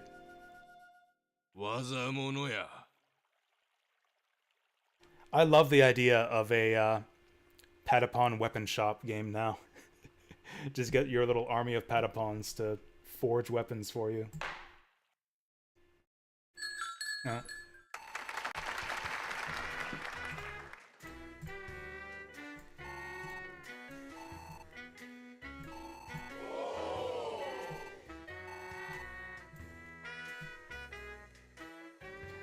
Alright, I guess we're He's fighting Evil Lord. I don't know if this is gonna work out for you, buddy. I kind of don't want to waste my axe on you. The sword's been polished. The sword's better than the axe, so I guess if we're gonna waste something, we'll waste the axe. Yep, he's going to the Evil Lord. That's the first actual laugh. That's the first actual laugh we've had from the laugh track. You're gonna go get killed by Evil Lord? Ha ha ha ha ha, laugh track. And off he goes. The hell kind of conversation is this?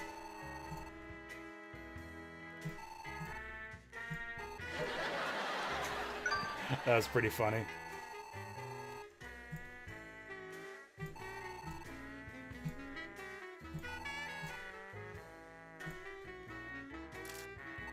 Alright, I guess we'll see how this guy does against Evil Lord.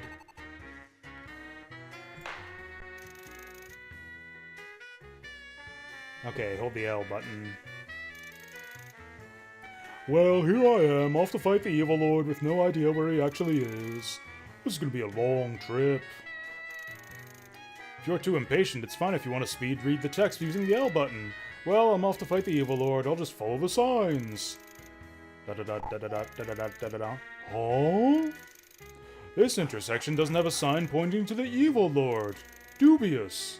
Which way should I go? I don't know, I can't make these important decisions. Why isn't there a sign?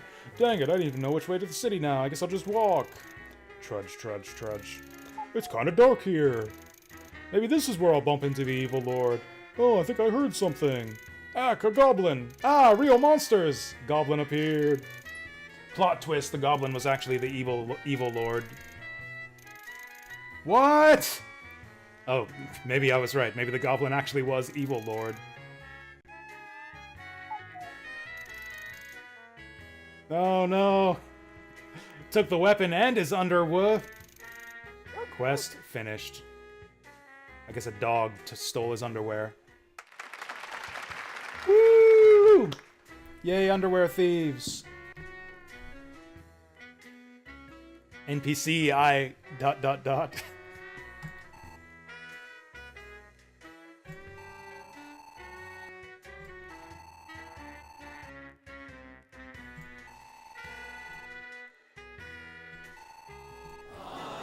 Will he make it back to the city with no underwear? I doubt it. Yeah, exactly. Who's gonna let him into the city without underwear? This game's funny. It's a good thing we didn't make him anything too good.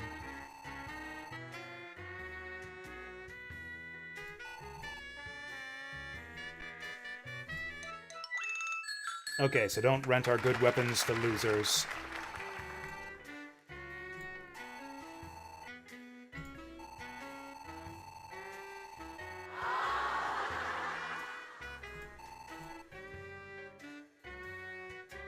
Oh, cool. He, like, class changed to monk or something. It's like, oh, NPC 1 decided to fight with his fists from now on. It doesn't need your axe.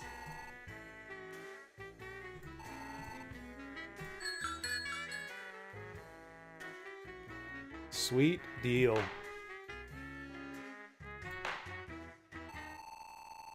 Alright, that does it for tutorials. Great work, tutorials.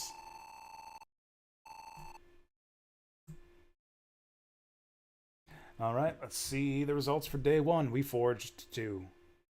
We returned 2. We lost 0. Oh, that's like our shopkeeper XP, I guess. 52 to next rank.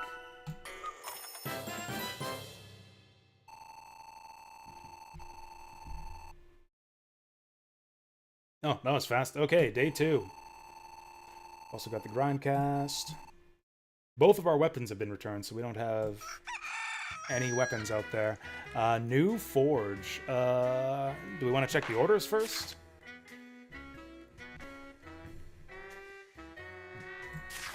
No orders. I guess we'll just forge a random weapon. We can make a Deba knife, a Tonto, which looks identical to the Deba knife. Oh no, they're a little bit different. That actually is a Tonto. Not enough materials for an Ickle knife. What? Oh shit, we're in real time, aren't we? We're in real time. Some customers walked in while I was fucking around, looking at all the weapons we can make. What's with the Sakura Wars music all of a sudden?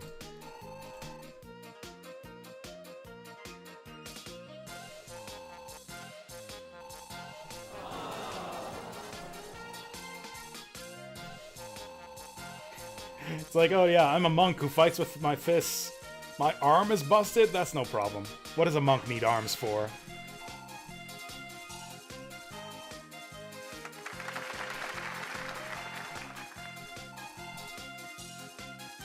Sir, this is a weapon shop, not a hospital.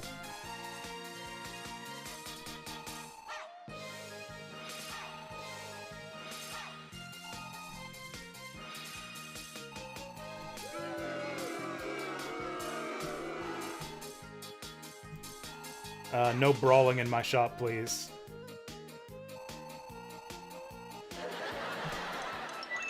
Okay, we're an herb shop now, too. Oh, we didn't even sell it to him? We just gave them a free healing herb. This kid's a terrible businessman.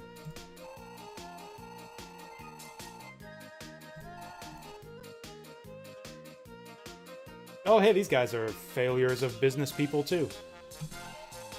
Bankrupt acrobats.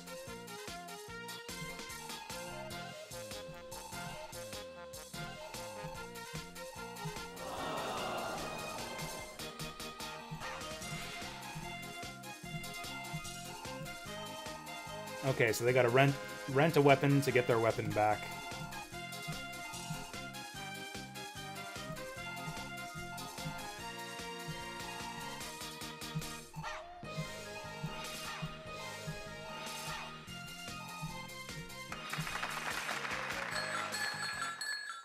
So what, do we need 2 weapons for these guys? The weapon that would fit those 2 would probably be the Dao. Okay, we got an order for a Dao. Quest, A Tale of Training. Blog. Mei Lan and Mei Hong, a pair of cute twins, came in the store today. I was pretty shocked at how cute they were. They're both cute acrobats, and it seems that Mei Lan is the responsible one and Mei Hong is the troublemaker. I mean, wasn't Mei Lan the one who got injured?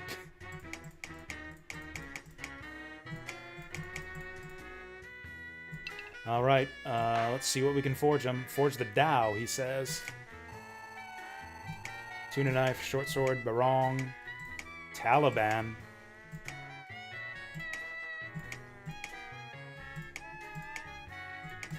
What the hell? He can't make the thing that he was talking about?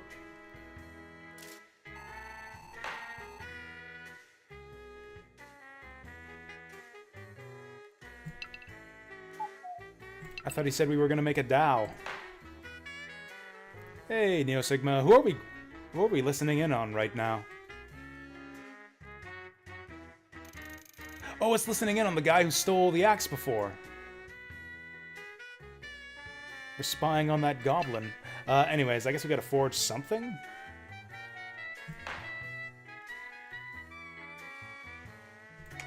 The guy said they wanted a Dao. Oh, there we go. Club Dao. Okay, we'll give him a Sai then. I don't have any materials, but sure. Let's make a Sai. Alright, it's forging time!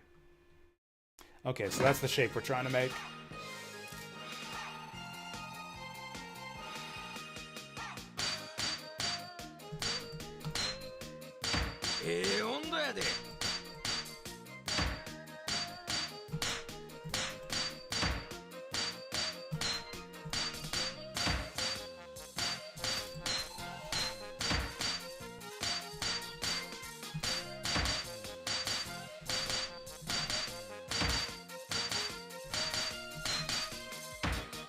Four, up!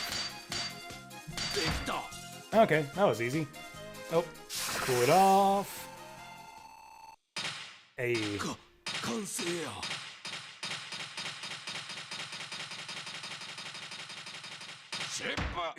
Great, good, good. Oh, I think I just created my masterpiece. Oh, that's sharp. Check it out. It's a sigh worthy of Raphael himself. It's got the terror swing.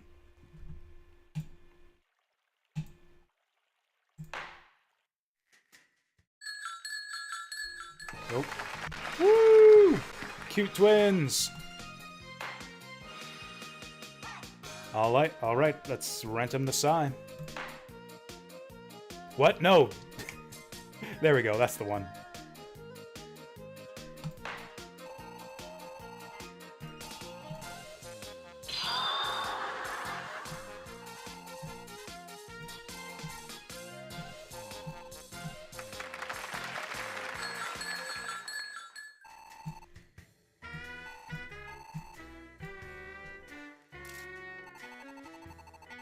Oh yeah, we can listen in on the Grindcast now. Sisters, begin the quest. How long must we train before we are ready? The hot fix for the buffering issue is now available. The quicker the better, 2 or 3 days tops. Wait, I gotta wait for these guys to train for 2 or 3 days? Oh, maybe I should, like, do something productive instead of just spy on my customers?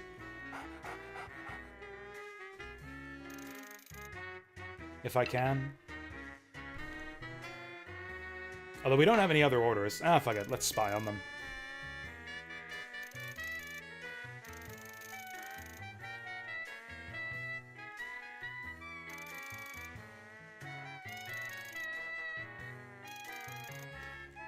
Older sisters suck. Hashtag second-born problems.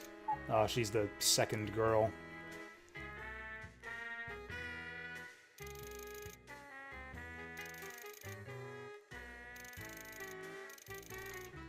Is this weapon going to be used by the one sister to murder the other?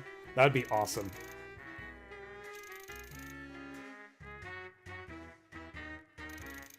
It's like, oh, sorry, that weapon you rented us is now a murder weapon. I had to dispose of it. Enchanté!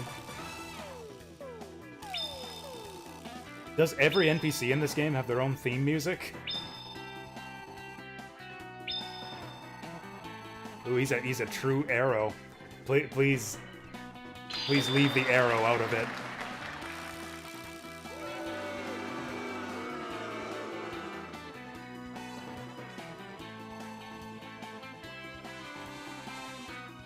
He called me Garçon. That's kind of rude. I hear the waiters in France will spit on you if you call them Garçon.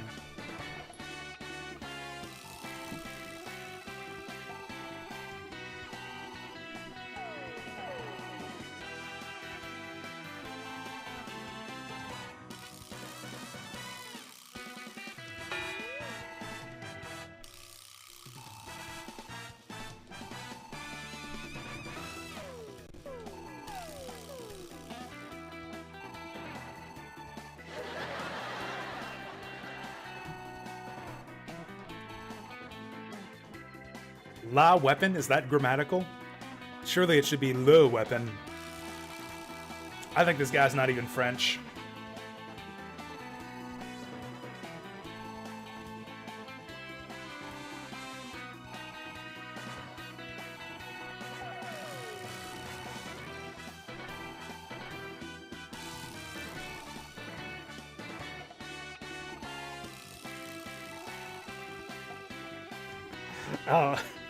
Justice swords? I'm sorry, we don't carry justice swords here.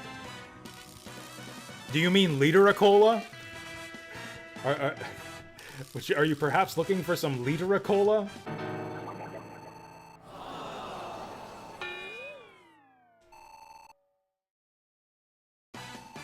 We broke his arrow.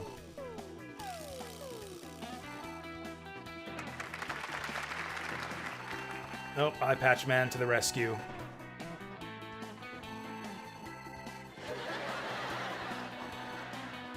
Wait, it's whose store? Whose store is this?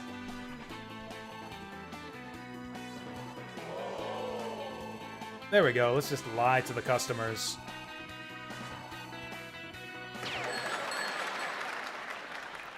So what kind of weapon do we forge for this freakazoid?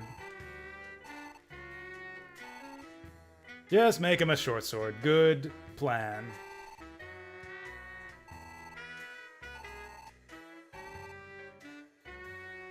Okay, let's make a good short sword this time. I guess we have a short sword already. We should actually work on, like, improving the short sword we made.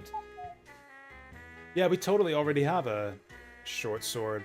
He's gonna be fighting forces of evil? Question mark? He's fighting Mademoiselle? Question mark? Is this guy just gonna take our sword and go around harassing women or something? How's the Mademoiselle gonna turn up in all this? I mean, we have a short sword. We could just give it to him. It's like, hey dude, your sword du justice is ready.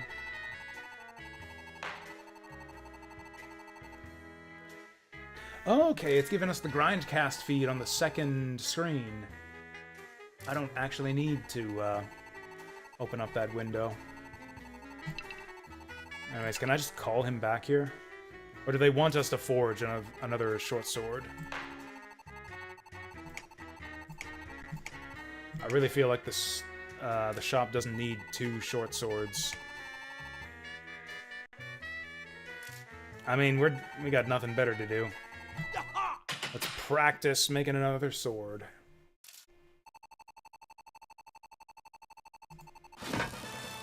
Da-da-da-da!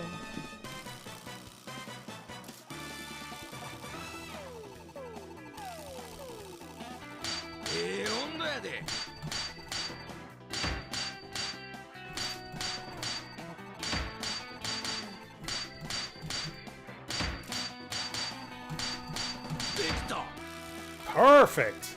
We only missed like 1 there.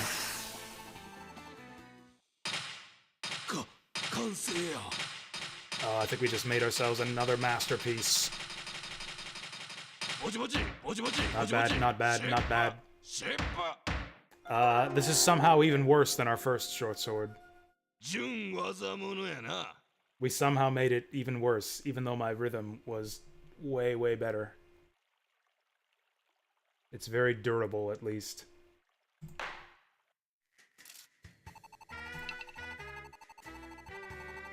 Like, does it cost us anything to forge these weapons? I could just keep on forging. We can just keep forging. Oh, I guess we can go into the grindcast menu to, well, to, like, check the message history. Oh, can we not go up higher than this? Oh, what's going on? He's back!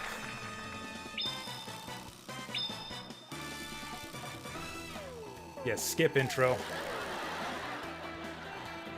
Okay, so we made this new sword, but I think I'm just gonna rent him the old one. Although, I don't know, we might lose the old one if we give it to him.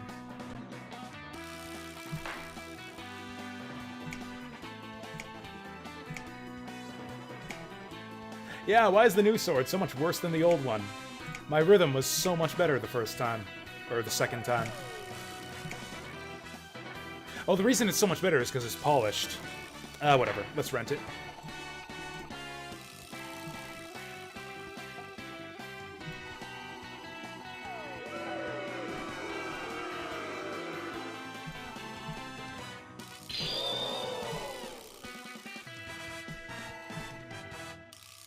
Mongar. What does that mean? Oh, it's the same thing. Gar and garçon are the same thing.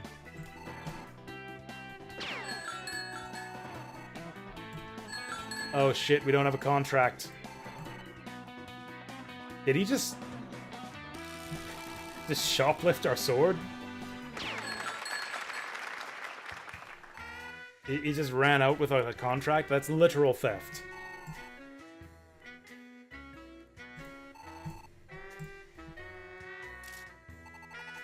I guess we gotta put out a hit on this guy now. Do we just keep forging weapons or what? Oh, how's the May sisters doing?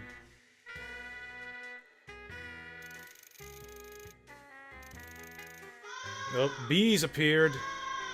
Not the bees. I can't even tell who's fighting the bees. Oh, I think it's the May sisters. Okay, I guess let's, oh, you guys probably can't read this. There we go. Alright, the sisters versus some bees. Let's go! Cha-cha-cha-cha-cha-cha-cha. We defeated some bees.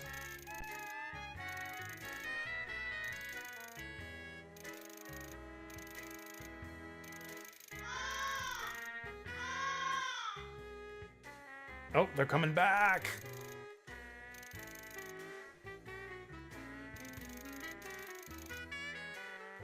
Oh shit, the sisters are coming back. I gotta clean the store. Oh, who's this loser? I like daggers. Do we have any good daggers? What's this guy's power level?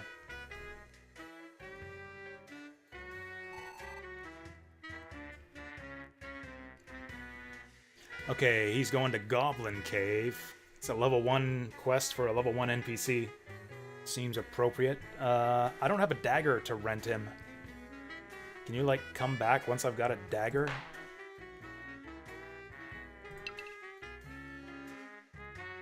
Should have forged a dagger. Well, instead of just browsing Twitter all day. What if I cancel? You pre-ordered it? You pre-ordered it? That's right, we don't take pre-orders. Then who has my money? Yeah, maybe go get that sorted out.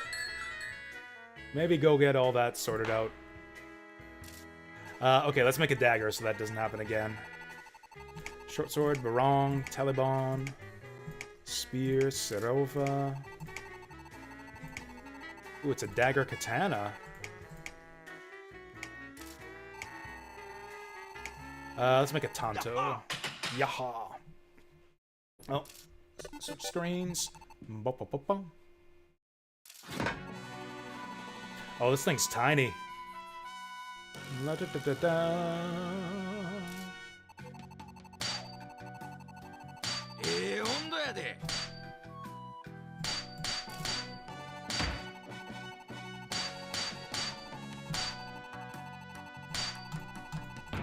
Okay, I'm terrible at this.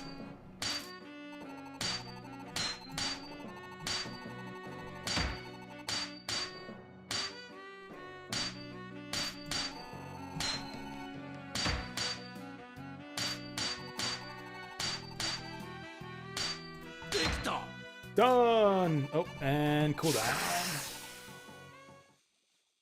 Wait, we forged the hilt out of... Oh yeah, that makes sense, that makes sense. Then we slot it into the hilt. Not bad, not bad. Good. How do you do better than not bad?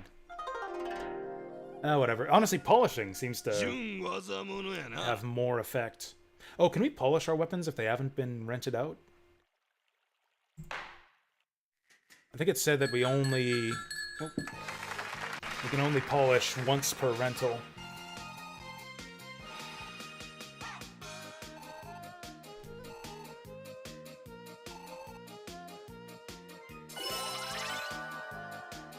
Alright, quest clear. We can polish up that Sai now.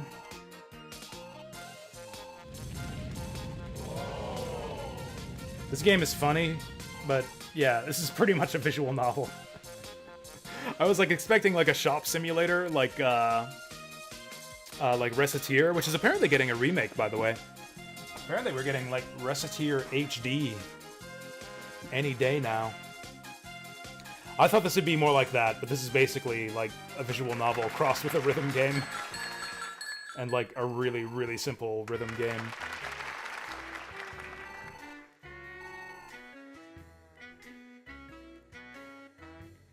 Oh, nice, we got a lot of stuff. Check it out. Silver ore and blue worm scale. Oh, we can use that silver ore to make some weapons now.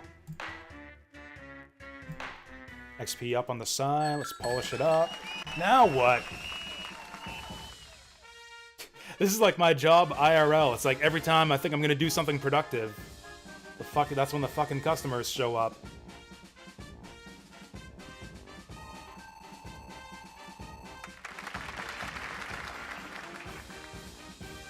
It's like I'm gonna do something actually useful and productive, and it's like, oh, now I gotta deal with the fucking customers.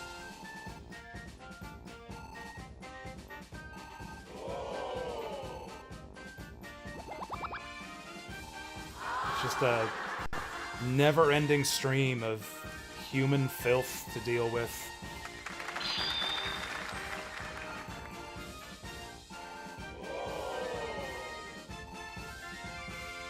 Damn it, they always ask for the weapon types I don't have.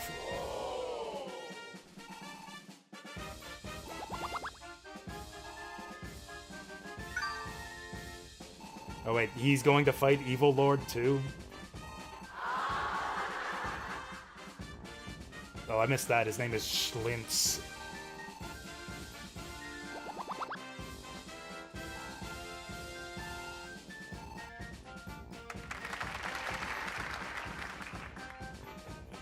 I just called you up here to tell you how funny this guy's name is. Check out this asshole. His name is Sir Schlintz.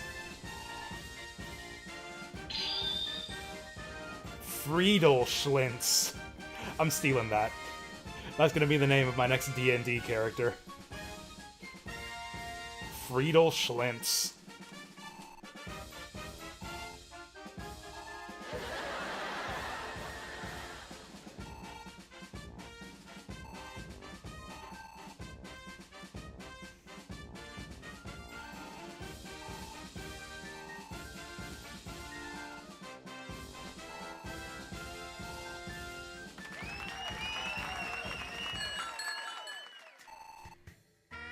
So the grindcast, it seems, isn't like a live feed spy device or something.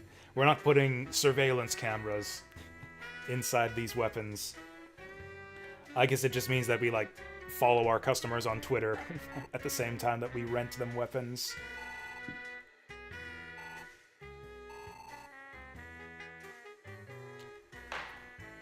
All right, we're making a spear this time.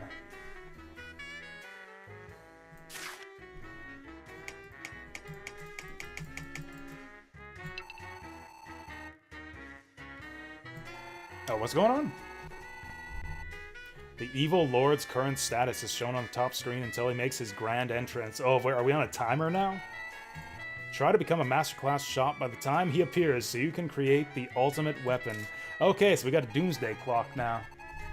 Well, let's forge that spear.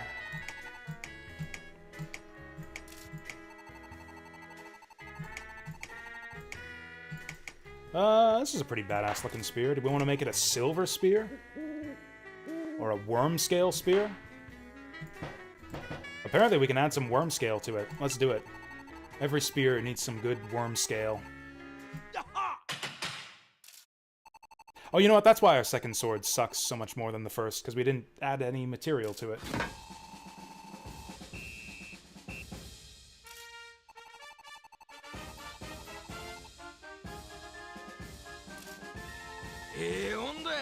Perfect heat.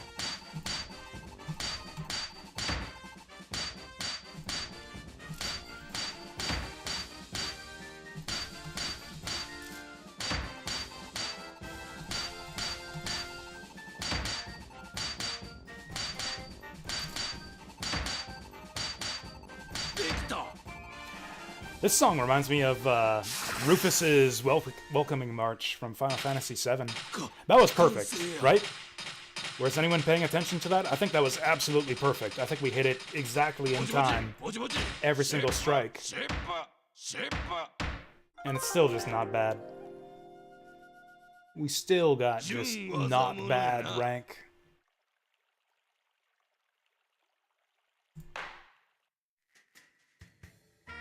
Alright, so that guy's spear is ready. Now what do we do? Some brats appeared. Okay, this I gotta see. Jean's gonna fight some brats.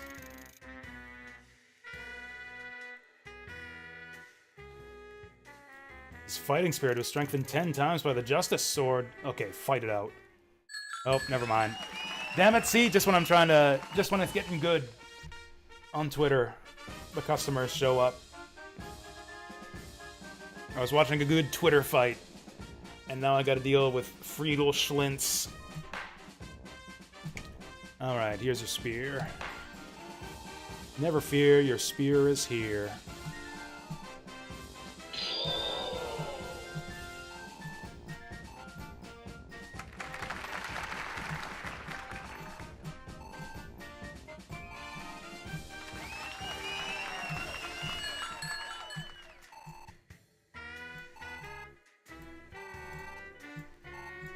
Alright, work more, work harder. Alright, Friedel's questing now. So the last guy asked for a knife, and we didn't have one. Oh, Jean's fighting. 299 damage. Damn. Brats ran away. Jean's tougher than I thought. Hashtag out of breath.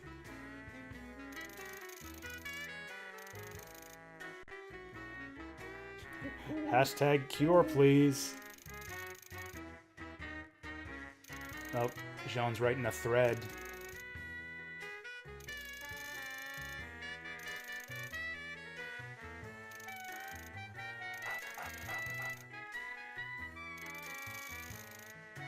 Oh, welcome to the kingdom, being currently invaded by the evil lord. Okay, Schlintz is level grinding. Jean's still begging for heals.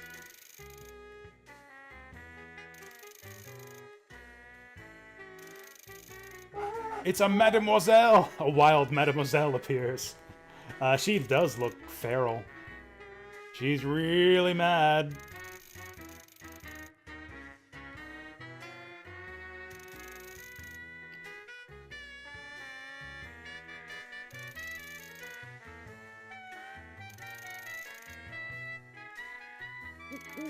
The arrow is a pervert?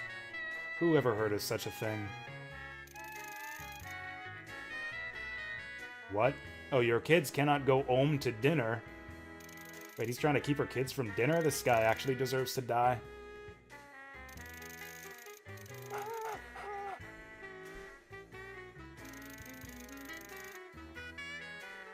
He called her an Amazonian. Is that like a deeply offensive word to women or something? Oh. Looks like it was accurate. Alright, Jean versus Amazonian. Fight it out. 275 damage. He just murdered some poor girl's mother. Should I actually be doing stuff here? Should we actually be, like, forging weapons? Or do we just browse Twitter all day?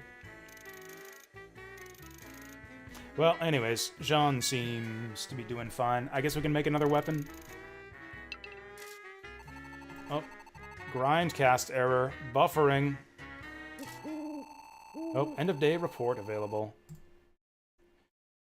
I mean, I guess to increase our rank, I should be forging weapons pretty much all day, every day. 1000 G in sales, that doesn't sound like very much. Oh, it looks like we get 1 XP per weapon we forge.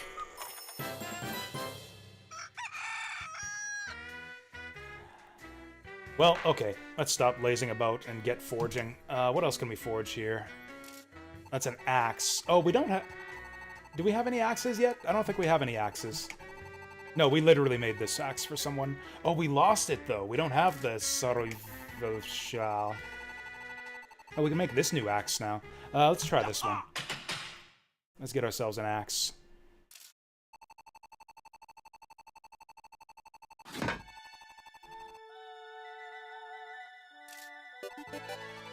We waltzing now? Nope.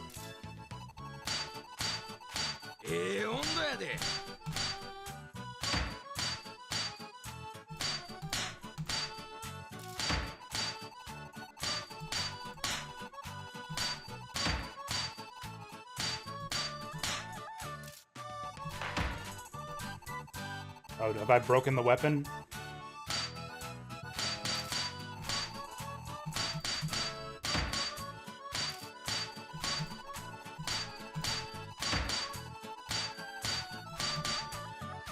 Where else am I supposed to hit it? Okay, that was fucked up. I kind of wish it would just show you the outline of the weapon, but I guess that's part of the gameplay, is to memorize the shape. How was that better than the other ones we've tried to make? How was that great? This weapon forging minigame makes no sense to me. Woo! Someone's back. Sir Jean. What the...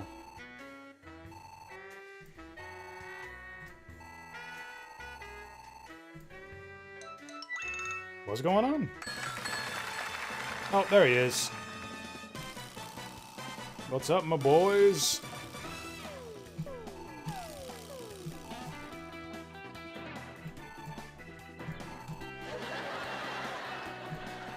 What a pity we couldn't see his erotic actions. This guy is a weirdo.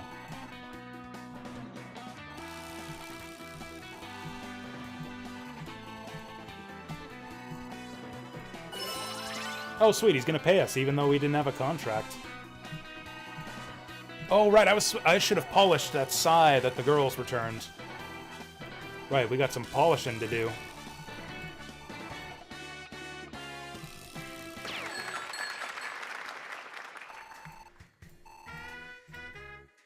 Kinda weird, kinda fun. Honestly, that's like this game in a nutshell.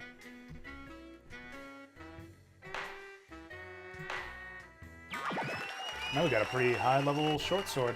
The hero returns safely. Here is a helmet. Fulfilling certain requirements will award you with all kinds of useless junk to decorate your store. Awesome. Oh, they need another weapon. Shoot, I should have polished that sai.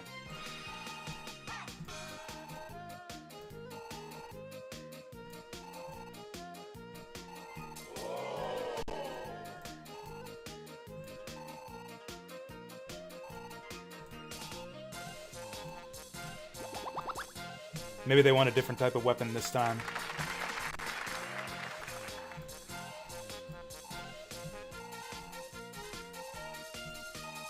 Alright, we'll have it ready.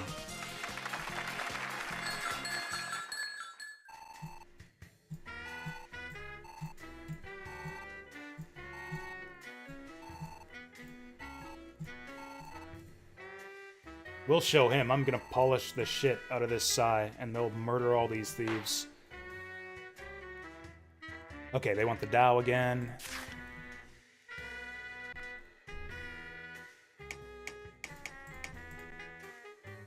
Alright, let's work on our Daoing. So we want to polish. Short sword, Sarova. Oh, we do have the Shirova from before. There we go. Alright, let's get polishing.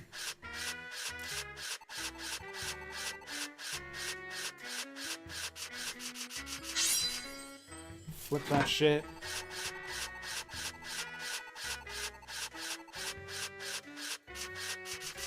Shing shing shing shing, dick guitar. Alright, how many ups do we get for that? Oh, big ups. Holy shit. We should polish all of our weapons that we can.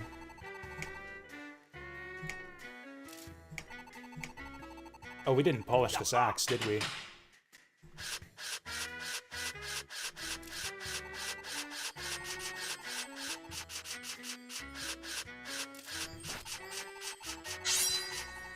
Alright, flip her over. I am becoming an expert weapon polisher.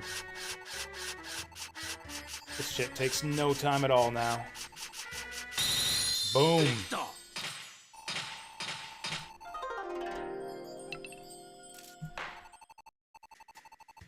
I will have the most polished weapons in all of whatever town this is. Can we polish this one again? Oh yeah, we did rent out the short sword again. Oh, damn it, again. I'm about to do something, and then the stupid customer shows up. Hey, it's Grandma Snow! Who we apparently haven't seen in 20 years, even though we're not even 20 years old.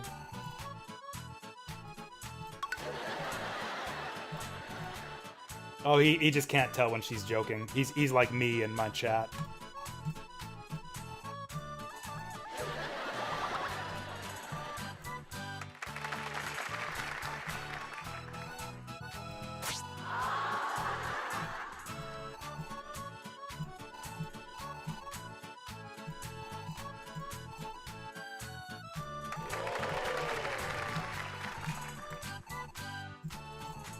Wait, this old lady wants a weapon? I mean, she's old. If she's an adventurer, she's probably been at it for a while. I bet she's like level 80.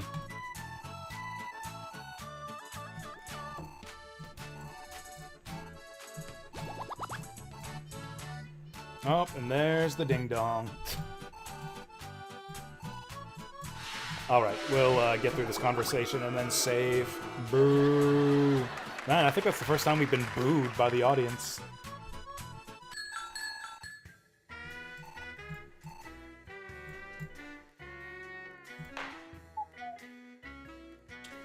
Yeah, we're kind of behind schedule here. I don't have a ton of time. She prefers axes. Hey, I just got finished polishing one. So we don't even have to forge her a new one. Let's... How do we save again? Oh, we gotta... Oh, no. I was gonna say we gotta go to the end of the day, but we don't. There we go. Alright, and that was Weapon Shop de Omasse. Oh, we're not doing this. Nope, we're not doing this. We're behind schedule, so, let's play something... I mean, honestly, let's play something that's not gonna take an hour, because I don't even know if I have an hour at this point. Let's do...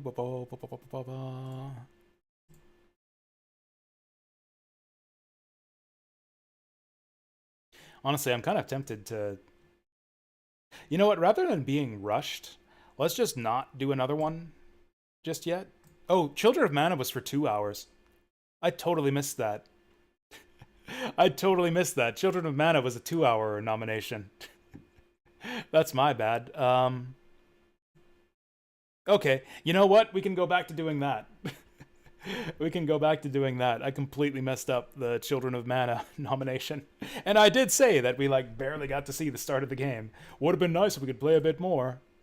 Long intro, we barely got to see anything. Yeah, let's do Children of Mana again. And we'll do that for the rest of the time here. I think I might actually play some more once I get back from game night. We might actually do some other nominations yet tonight.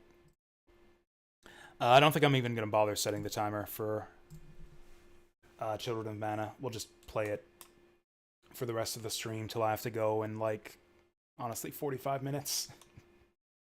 Gonna be shorting this one a little bit, but yeah. We got like 45 minutes with this one. That's right, I stole the Children of Mana. Took the hours right out of their mouths.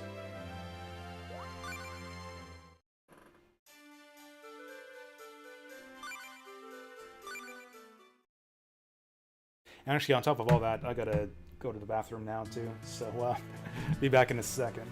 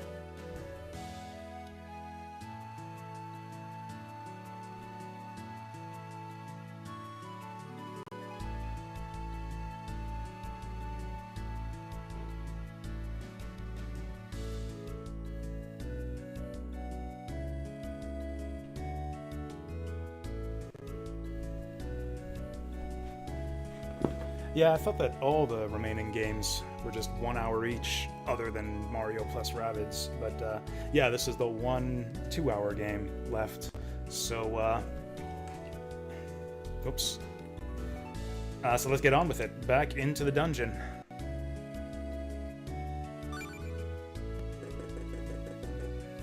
Call Flammy! So the bottom, or is it the top screen? Oh, I messed up.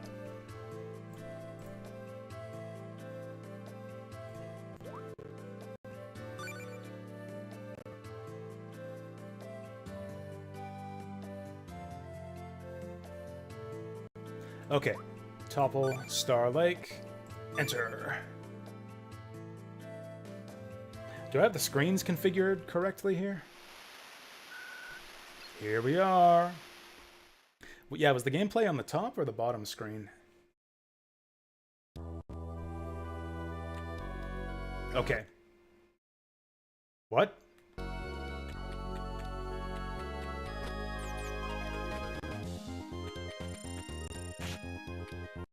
It's not working.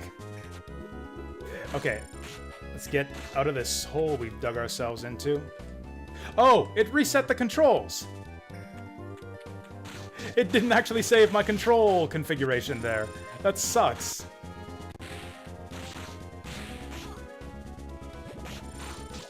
Well, whatever. We'll use R to change screens, I guess. Ooh, we got a mighty defense. Whoops. Oh, that's a nice little combo. We can combo our sword into the spinny chain. Can I pull that over here?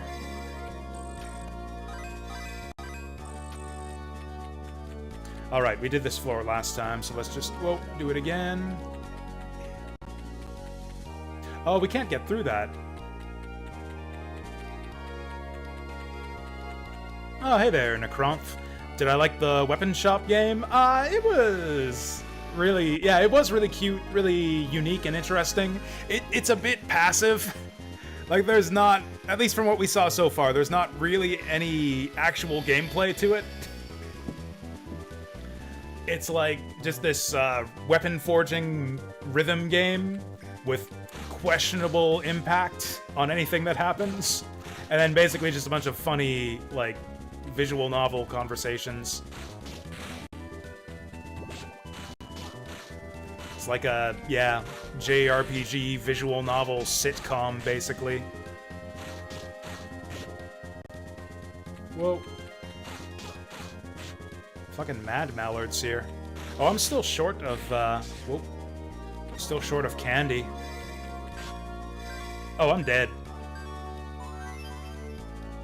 Oh, no, I'm not. I'm just blinded.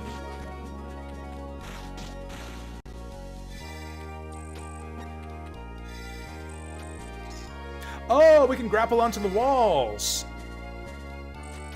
That's good to know. Okay, that's really good to know. I'm getting busted up here.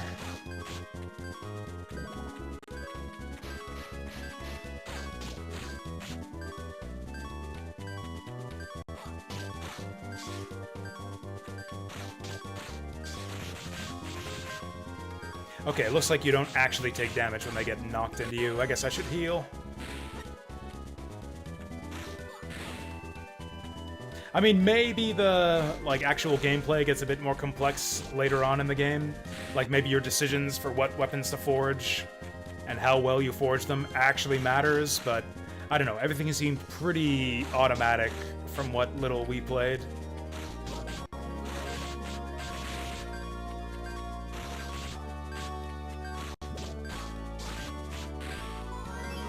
Okay, it feels like we're not doing too well here. We need more candy.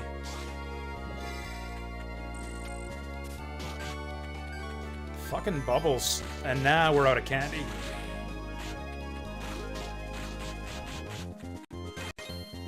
I think our best DPS is actually a 2-hit sword combo, followed by the chain. There we go. Also, we need better weapons.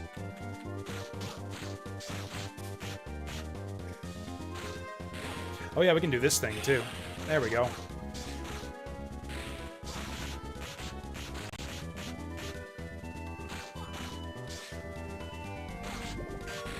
Oh god.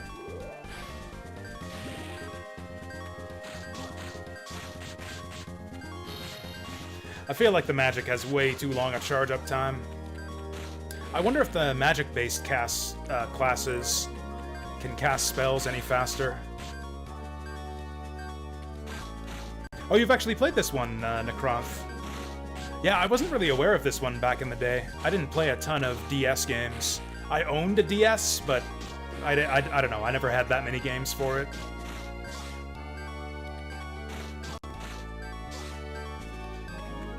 It's a neat idea, like the having like a a loot drop based action RPG with like DS multiplayer is a neat idea. I feel like this would be a really good game to do like multiplayer. That kind of seems like a big part of the game's design. Stardust Herb. Man, everyone's played this game except for me, apparently. Oh, you can get candy in the grass?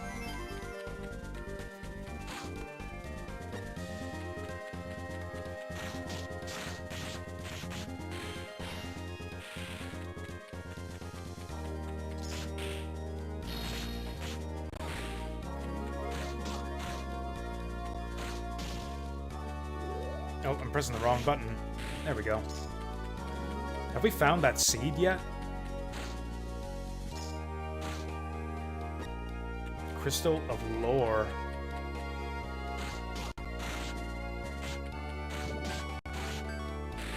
Okay, these pink bubble guys are like the most dangerous enemy here. And I'm almost out of candy again. Where the hell else do we go?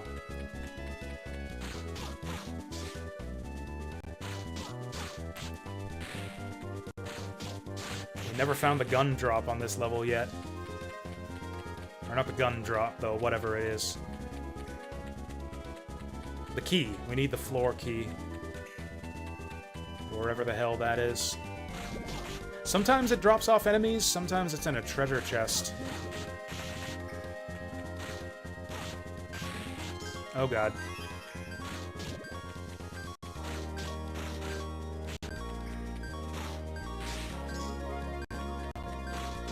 Oh, I bet you it's in there.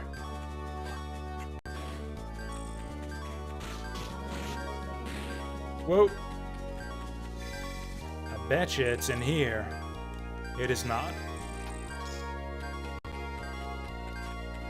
Oh shit.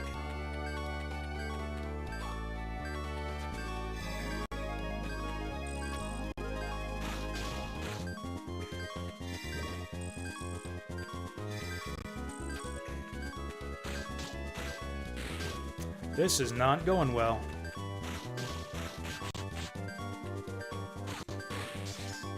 I cannot find the frickin' exit key.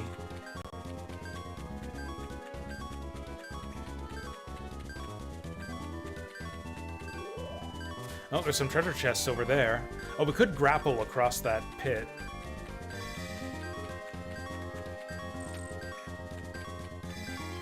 Maybe, if that's possible. Oh, shit.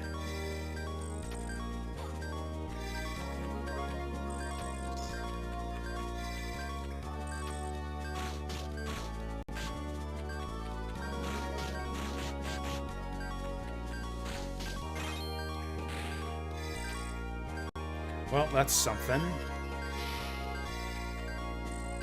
That's how we do it.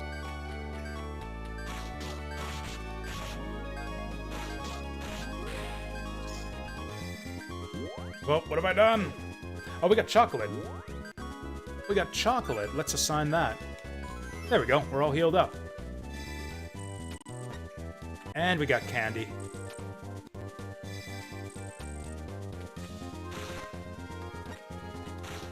More candy. New sword. Where the hell is the key? Anyways, played it back in middle school. Main draw was the aesthetic and the multiplayer. Yeah, it's a very nice looking game. And yeah, multiplayer seems like it could be really fun with this. Do I see myself exploring more DS, 3DS? I don't know. I feel like a big appeal of those systems is the portability factor. Like, that's kind of a core part of the design, I think, of a lot of DS and 3DS games. Is like the dual screens, the touch screen, and the portability, and you kind of lose all of those playing in an emulator. It's gonna be this one, isn't it? Nope. And like, if you're gonna play a game that doesn't rely on a lot of those factors, that's generally gonna be like kind of just a generic game that's... Like, if you're gonna play a game that doesn't rely on the portability or the touchscreen or anything like that, you're probably playing a game that's, like, similar to types of games that exist on other platforms. Like the Castlevania DS games. It's like, yeah, I could play DS Castlevanias. Oh, there it is. Literally in the last place we looked. Now, where's the exit? But, like, I can play better versions of those on other consoles. Like, I could play, like, Metroidvanias on the PS1, the SNES, PC, and not have to deal with all the irritations of DS and 3DS emulation.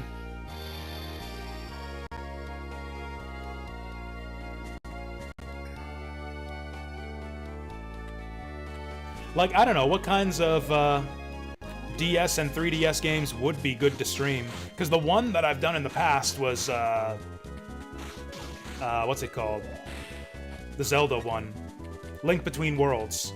And the reason I did that is because I heard such good things about it, and I love Link to the Past so much, that like I kind of felt I just need to play it, you know?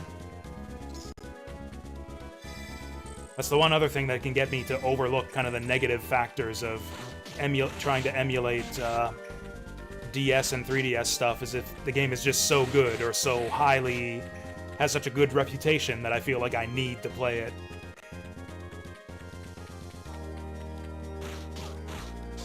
Actually, I did actually play a fair number of DS games. I guess now that I think of it, I actually did have a pretty big DS library over the years. It's just I sold a lot of stuff that I ended up not, you know, replaying a lot. I probably owned, actually over the course of, like, my ownership period of the DS, I think I probably owned about 30 DS games. Or maybe closer to 20. But a lot of those games are ones that I haven't really felt the need to show off on stream.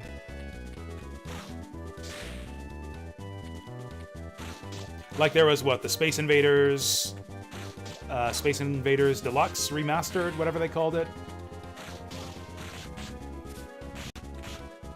What else did I have on 3DS? Or, I never owned a 3DS, but what else did I have on DS that I played a lot? Castlevania games, but again, I never really felt the need to go back to those. I like the GBA Castlevania games a bit better than the DS ones.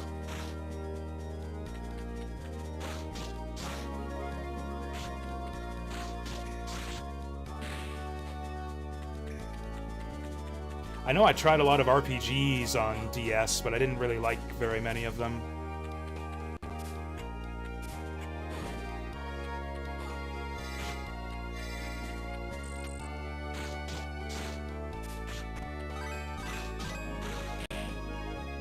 I guess there was Advance Wars DS. I like, yeah, Advance Wars Dual Strike quite a bit. It's kind of a massive game, though, so I don't... That would be a huge time commitment. Whoops. Oh, you take, like, no damage going over the spikes. Might as well just walk right through there.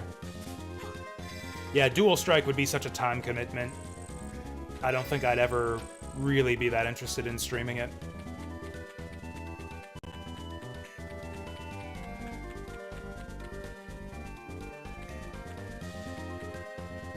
Oh, shit. I've been grabbed!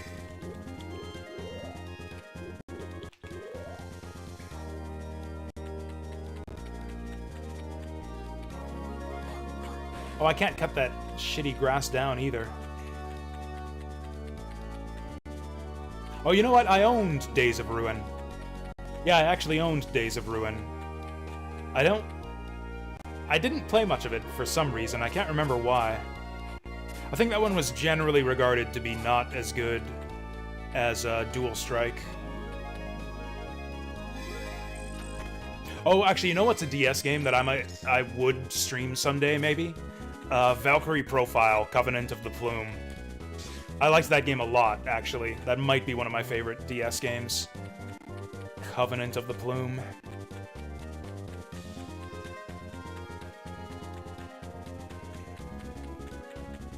I'm struggling to think of other DS games that made much of an impression on me. I guess Etrian Odyssey. But again, those games are kind of massive.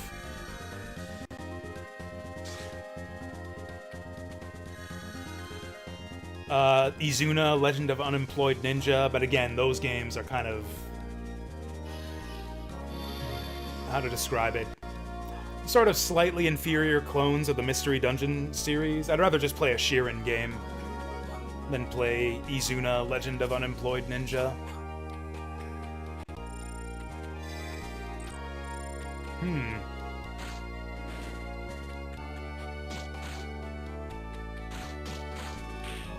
There we go. So I gotta hit things into other things to break those plants. And I'm blind again. That's a lot of damage.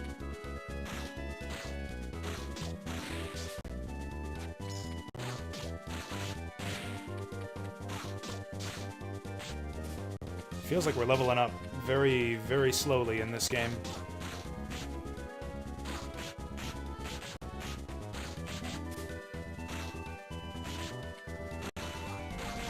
Also, the enemies take way too many hits to kill.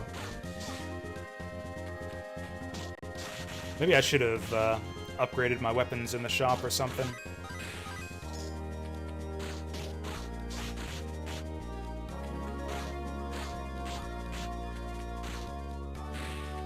So we could just exit this floor. I kind of hate that we can't change our equipment inside the dungeon.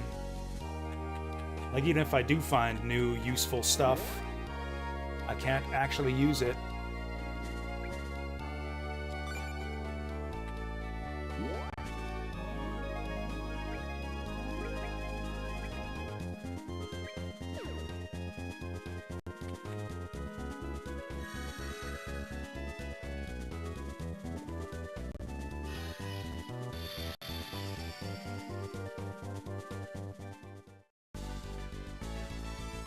Oh, that was it.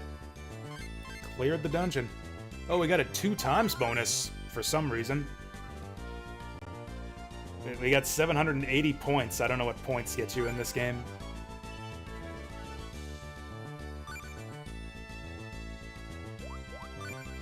Can we get some better equipment now? Oh, we can get a much better sword. Oh, never mind. Getting an iron sword.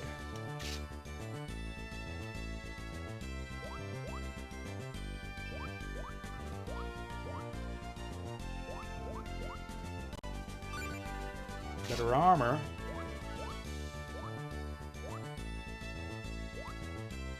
Cures poison. There we go.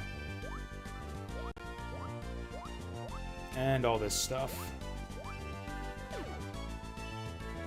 Okay, what about our gems? Int MP spell levels, mind defense recovery, attack. Ooh! Raises the maximum number of parries to 10? I don't know, I think I like weapon attack power better.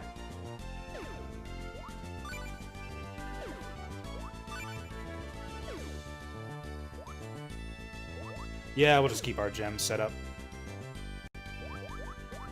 I don't know if I'm that interested in Pokemon. Actually, Pokemon's another one that I owned on DS, and I didn't play very much of. I think I only played, like, the first few hours of, was it Ruby Sapphire on DS? I think I had Ruby and played it, for, like, 3 hours or so.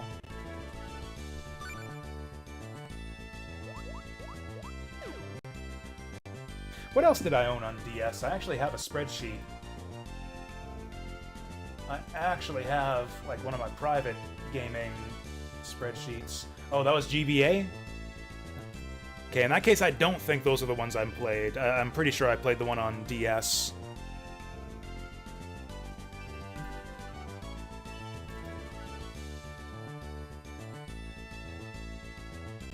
Yeah, games I owned. What all did I own on DS? Okay, I had Advance Wars, Days of Ruin, and Dual Strike. Oh yeah, I owned Call of Duty Black Ops, technically.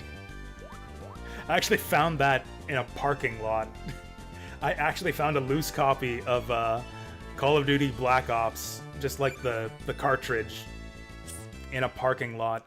I didn't actually own a DS at the time anymore. That was after I sold my DS, so I never actually got to play it, but I technically owned Call of Duty Black Ops.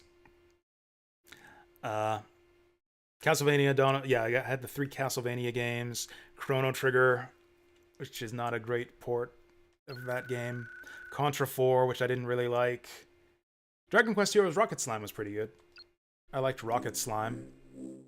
Etrian Odyssey 2 and 3, I liked... Or, 2 was a GBA game, wasn't it? I think I mistakenly put Etrian Odyssey 2 on the DS list. Final Fantasy 3, which was okay.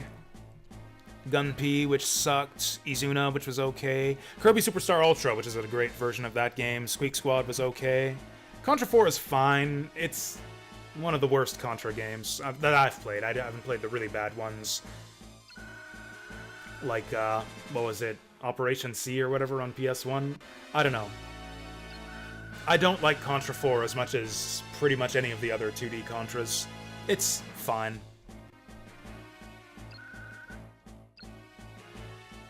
Oh, also, this is like Light Gazer. Light Gazer covered in leaves. Rocket Slime was pretty cool, actually. I would stream Rocket Slime to show that off. Phoenix Wright was good, but not really stream-worthy. Mega Man ZX Advent could be stream-worthy. Mystery Dungeon Shiren the Wanderer, which is an excellent game, but is better on Super Nintendo. The DS version's too easy. They rebalanced it. Okay. Game Face. Oh, what the fuck? Or do we want to pull these? That's the wrong button. It's a literal Zelda boss here. Oh, he's dropping candy.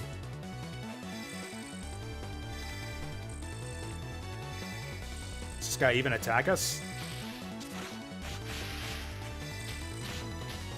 Oh, okay. Yes, he does. Oh!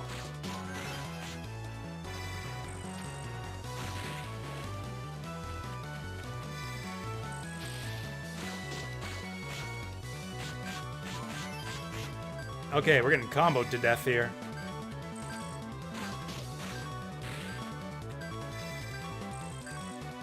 Oh, come on, that went right through him. There we go.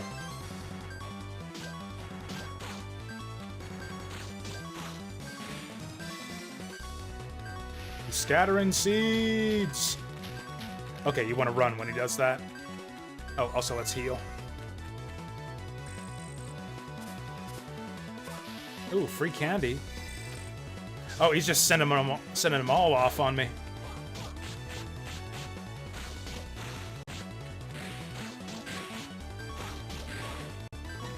Give me the chocolate. Okay, let's eat some chocolate.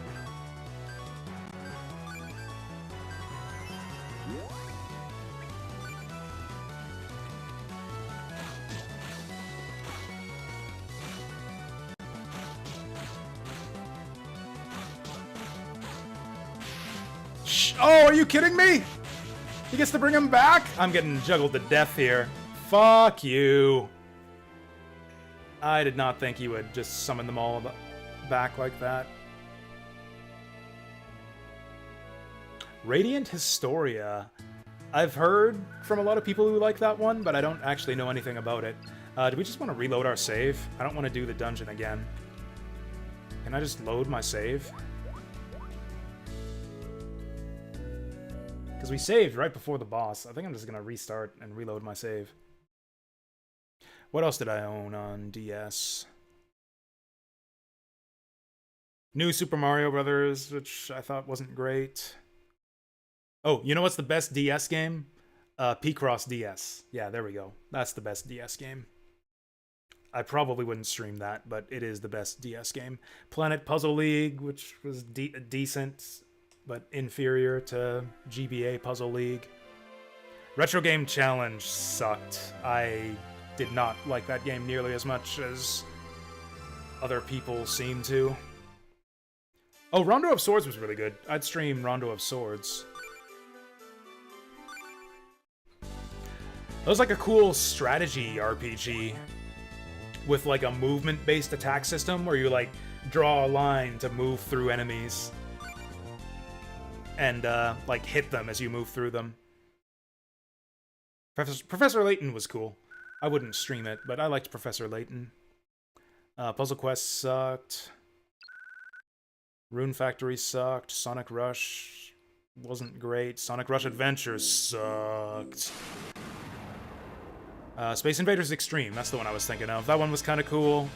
Legend of Kage 2 was okay. Valkyrie Profile Covenant of the Plume was brilliant. Atis Eclipse, that's a PSP game. Yeah, that's all of the DS games I owned. Or at least the ones that I could remember at the time that I made that list.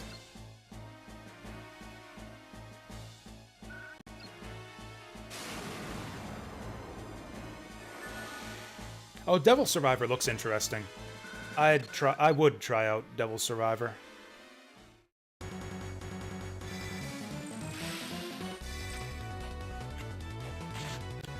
Way to go in the wrong direction there, dude.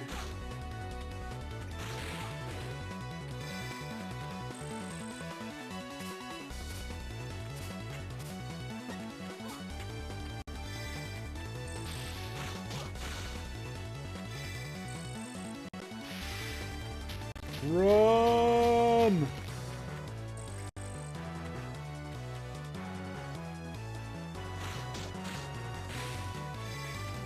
Oh yeah, we can see the boss on the... Oh, we can even see his orbiting dealies on the map there.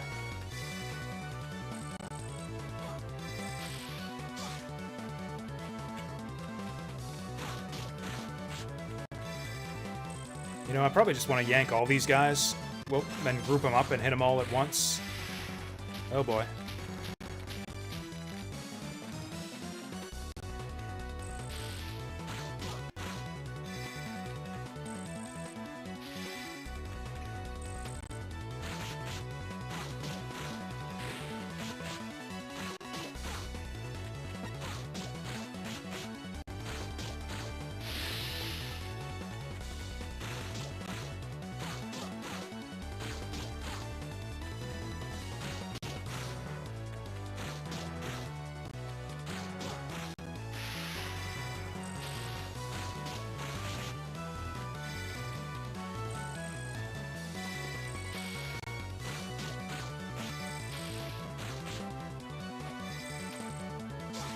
Okay, that works. Whoa.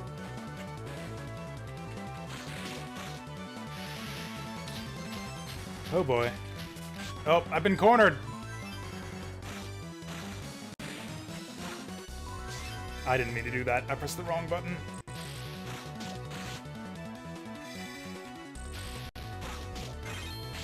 Level up!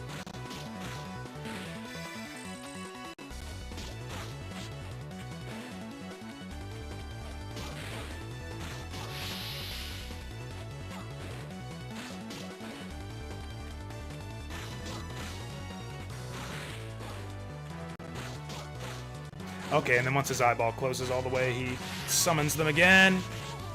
Fuck! Pisses me off. Okay, so we gotta back off once the eyeball's closed.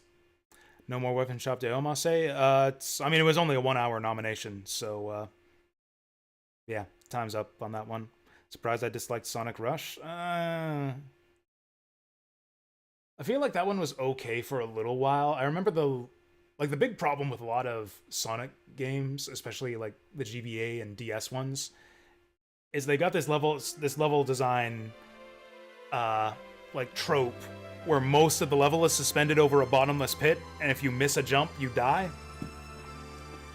which is really, really annoying. That's like not usually how Sonic games work. Normally in Sonic, you miss a jump and you just go down to the lower level. The levels are like multi-layered and like not that punishing of mistakes. It's like, you know, that's part of the Sonic design, is you got the ring system so you can take infinity hits. And it's not too punishing. Sometimes the later levels will have like insta-death traps. But like a lot of, yeah, the levels in GBA and DS Sonic are just the whole level is over a bottomless pit and you die as soon as you miss a jump. I never liked that. Sonic Rush was okay about that for the first few levels, but then like halfway through the game, I felt like the level design went to shit. Can we not skip this?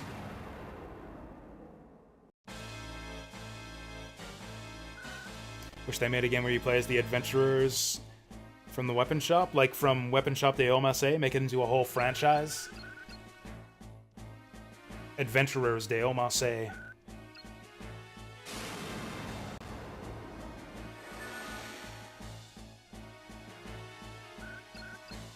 Heroes de Omasse, Villains de Omasse, where you play as the Dark Lord. Whoa.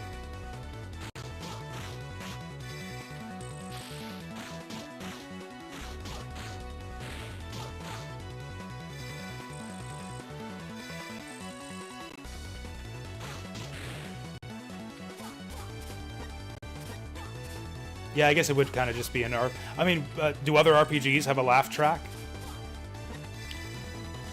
Oh, the health items are like random drops out of the bushes. Those are not fixed. Yeah, like does any old JRPG have a laugh track? Like Weapon Shop de Omasse? Ah! Oh, this guy's being aggressive this time. I kind of hate how half of the boss arena is over this stupid water pool, so I can't go anywhere. Oh, we can hit his own guys back into him.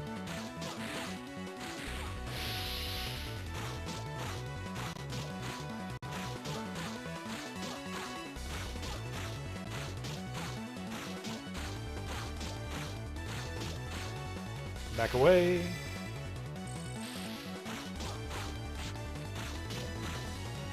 I mean, the one thing that Sonic Rush had going for it was amazing music. Like, it's kind of different from typical Sonic-style music, but yeah, the Hideki Naganuma soundtrack in that game is like... I don't know. I was gonna say it's some of his best work, but... like, Naganuma's work is so consistently good, I don't even know if that's true.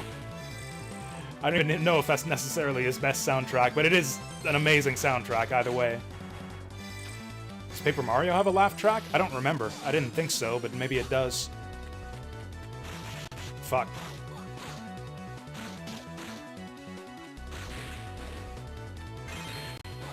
Level up. Whoa!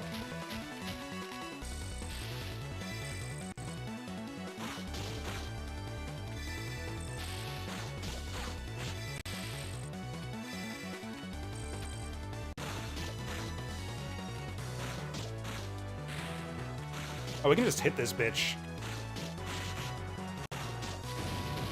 Boom! There we go, that was easy.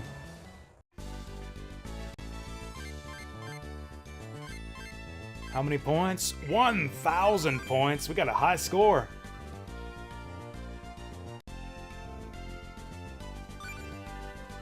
Oh, I found a franchise that channels the Sonic formula. Ah! I don't even know if I agree with that. Freedom Planet is pretty different from Sonic. Like, sure, it had... like, I don't know, even the physics are very different. Freedom Planet feels more to me like... not like Rocket Knight Adventures, but like Sparkster than it does like a Sonic game to me. Or it's kind of a hybrid of the two. Like, the spin attack and the momentum physics are a pretty core part of the, like, Sonic's identity. Like, the Sonic, you know, the Sonic... not the character's identity, but, like, the game series identity. And, like, the physics and, like combat mechanics of Freedom Planet are totally different from any Sonic game. Like, it kind of channels the Sonic spirit in terms of aesthetics a little bit and character design, but I actually don't think I don't think that Freedom Planet feels much like Sonic at all to actually play. These are all super high-level weapons that we can't use for ages. I think I'm just gonna take the mystery box again. Chocolate again. Bullshit.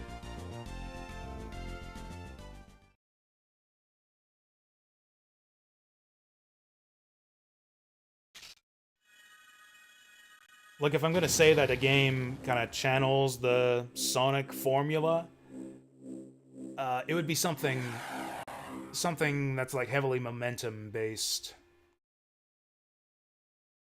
Like, apart from stuff that's, like, explicitly just copying Sonic, like Polyroll or something like that. Or, like, Sonic fan games. Freedom Planet has controls that feel great for Sonic stages and bosses. I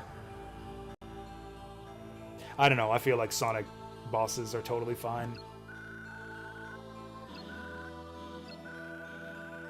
This guy again.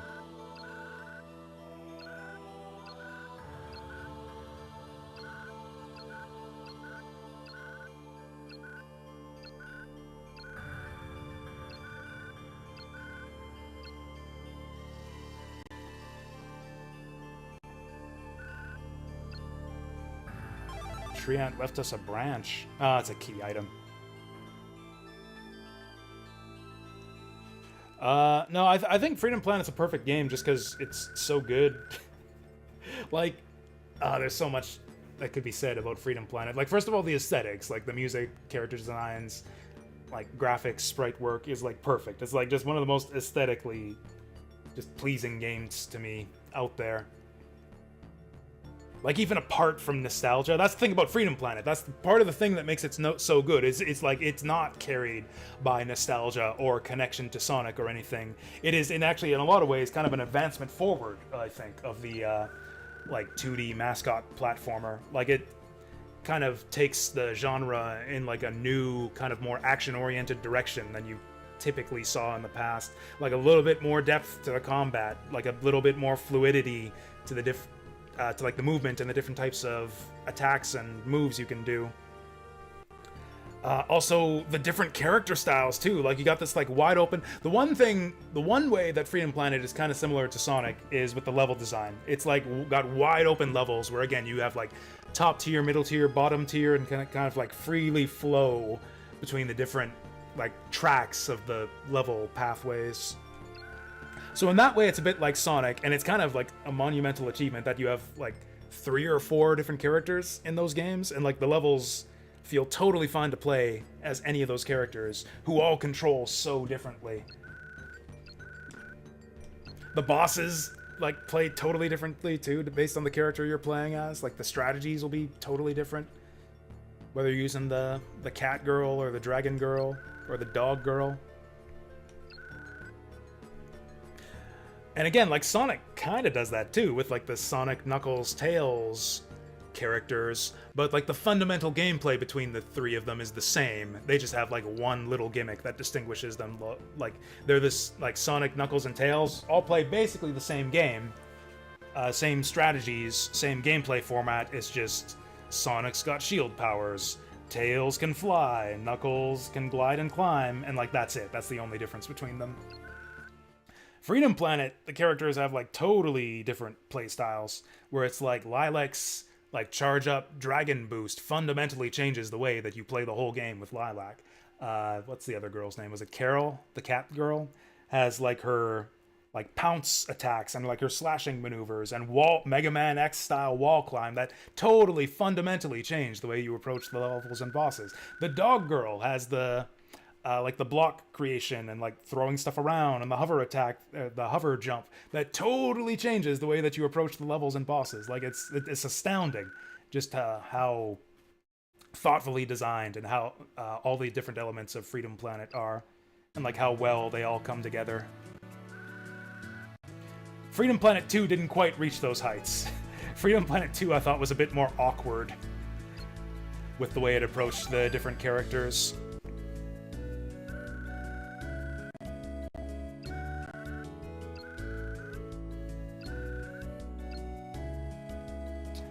Yeah, I don't think we need to practice anymore.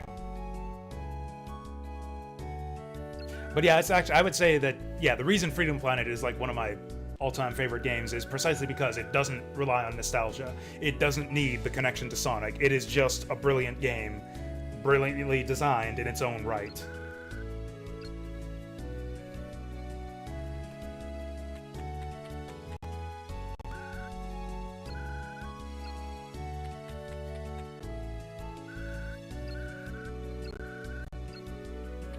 I don't even know if it's possible that for a game that like relies purely on nostalgia or its connections to older games to like really be something special that's gonna become one of my all-time favorites.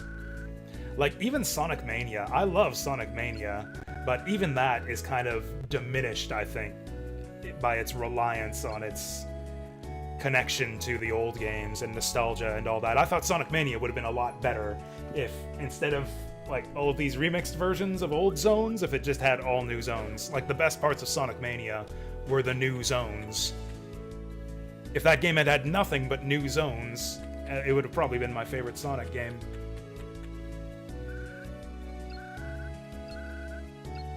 Can we go in the haunted house now?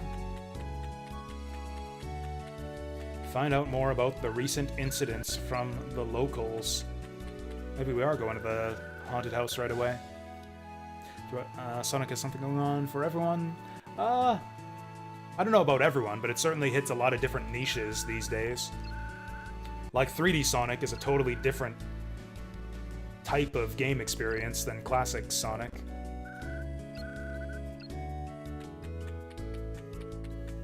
I don't know, I don't really pay too much attention to the modern Sonic games because I never liked 3D Sonic nearly as much as the 2D games.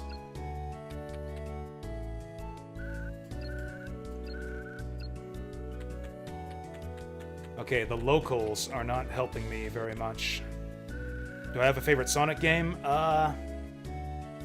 Yeah, it's probably still Sonic 3 and Knuckles. It's better paced than Sonic Mania. It's more original since it doesn't, like, steal half of its levels and level designs from another game. The bosses actually in Sonic 3 and Knuckles are much better than Sonic Mania for the most part. It's much shorter, which I guess is part of pacing, but yeah.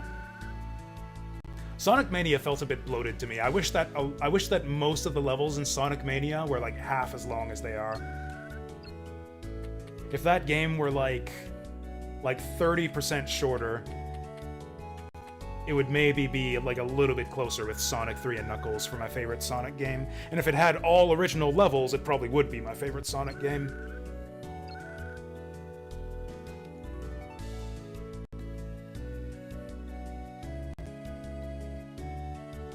Yeah, Link Between Worlds was brilliant. Link Between Worlds is like might be my new favorite Zelda game. I'd have to play it again to be sure. I only played it the one time, but I really, really loved Link Between Worlds. Oh, we can change spirits. I might try that. Let's try out a different spirit. Let's do...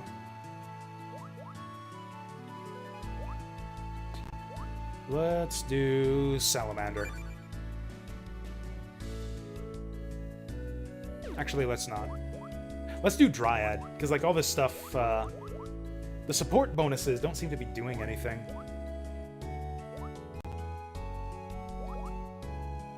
Yeah, let's do Dryad. She's the cutest. Oh, hey, Barraquartz. Choopy raid! Oh, it's just you. Barraquartz raid. Is that what we do now? Anytime you would just enter a stream, just like announce that you're raiding with yourself. Jasu raid! But I don't actually raid someone. I just enter their stream and say hello. So she wasn't helpful. Where are we actually going now?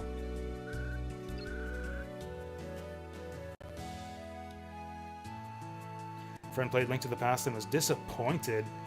Yeah, I don't know how, what it's like playing Link to the Past in the here and now. Like, I played that game when I was a kid, and it took me forever to solve, and I loved it. Man, it probably took me, like, 20, 30 hours to beat Link to the Past the first time I played it.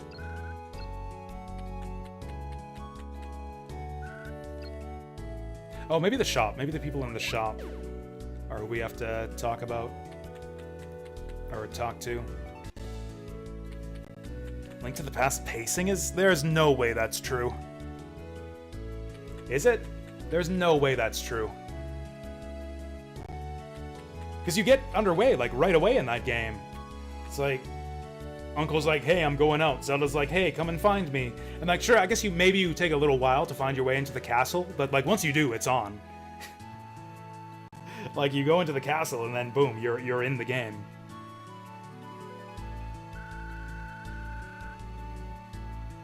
Like I feel like no modern Zelda game gets like right into the actual gameplay nearly as quickly.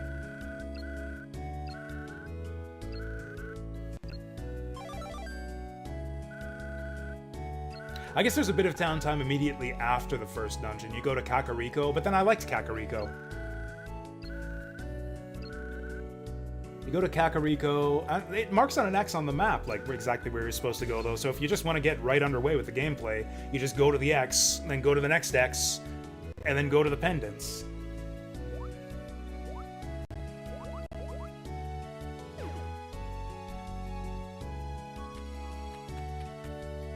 I don't know if Link to the Past is one of the greatest games ever. I think it's one of the best Zelda games.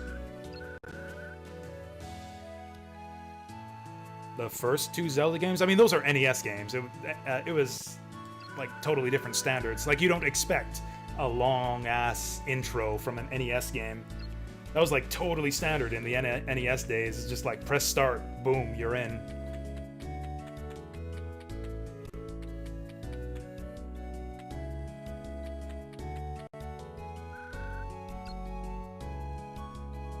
I have no idea who I'm supposed to talk to.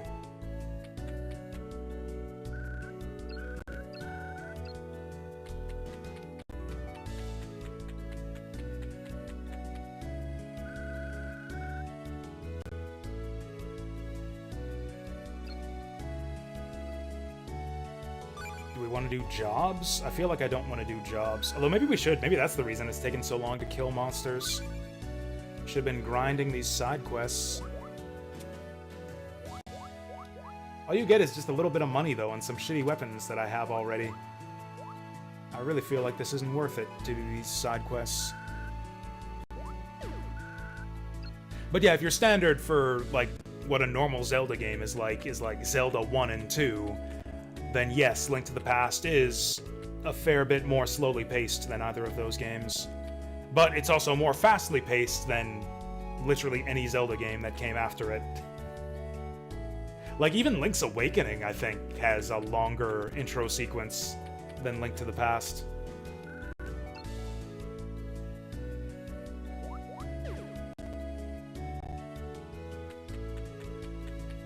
Maybe not. Actually, scratch that. That's not true. The time to sword is a little bit longer, but you go pretty much straight to the beach after the intro. They pretty much tell you to go straight to the beach, and then you're dodging monsters until you find your sword. Yeah, Link's Awakening gets underway a little bit faster than Link to the Past.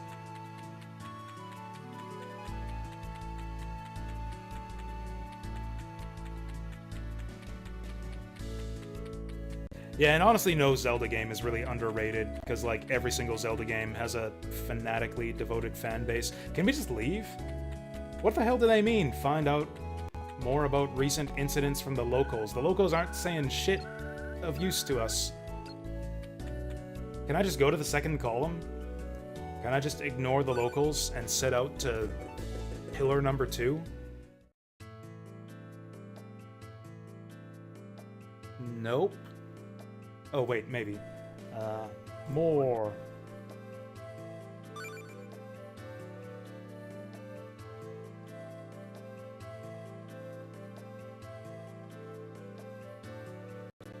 Okay, so we can't access the next tower yet. A lot of younger generations would expect something more quickly paced, like Breath of the Wild. Did Breath of the Wild have a quick start? I guess it kind of does. Yeah, it puts you right out into the open pretty much immediately.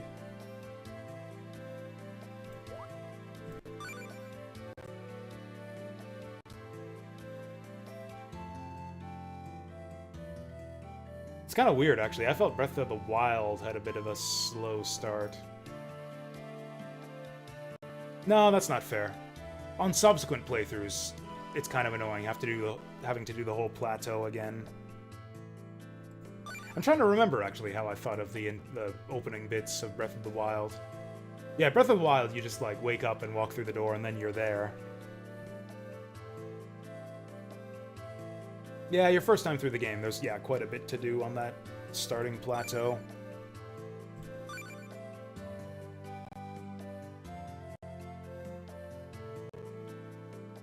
But, like, compare...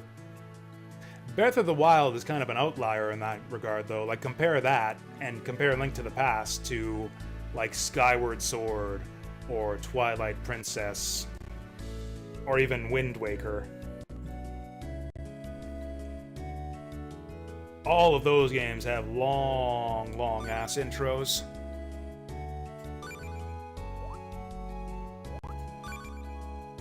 Actually, I probably gave Breath of the Wild insufficient credit for, like, getting the game started as quickly as it does. Are we crashing? What the fuck's going on here?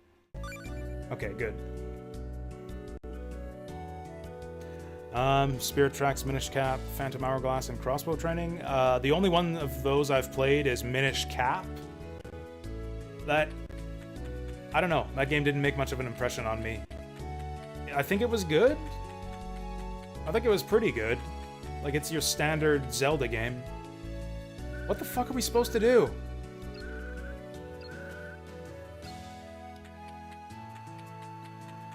I guess we'll have to seek our own answers. Or do I have to chat with the, like, shopkeepers and stuff? Oh, that was it. I had to chat with these people.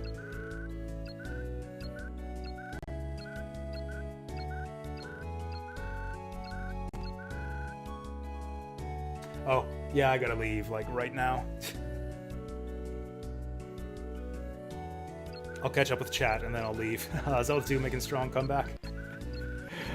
Yeah, I'm pleased to see how many people like Zelda 2 these days. I've seen more and more people say that Zelda 2 is their favorite Zelda game. And I think it deserves it.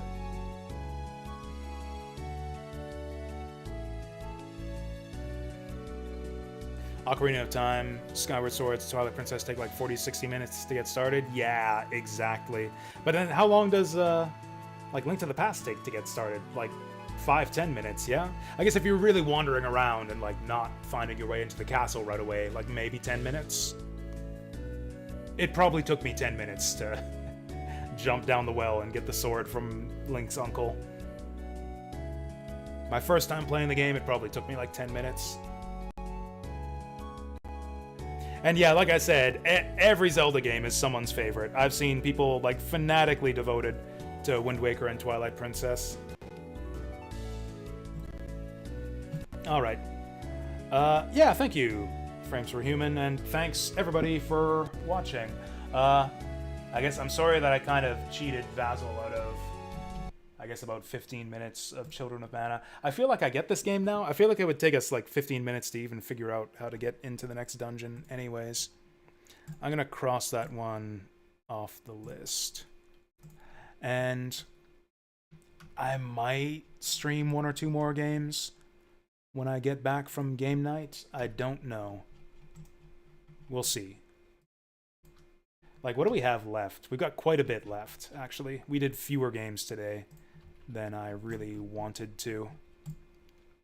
What do we have left? Whoop. Let's look at the big board. Looks like we have like 10 hours of games left. That's a bit much. Yeah, we got 5 hours of Mario Rabbids, then we got 1, 2, 3, 4, 5 1-hour nominations. I think I might try to do 2 more when I come back from game night.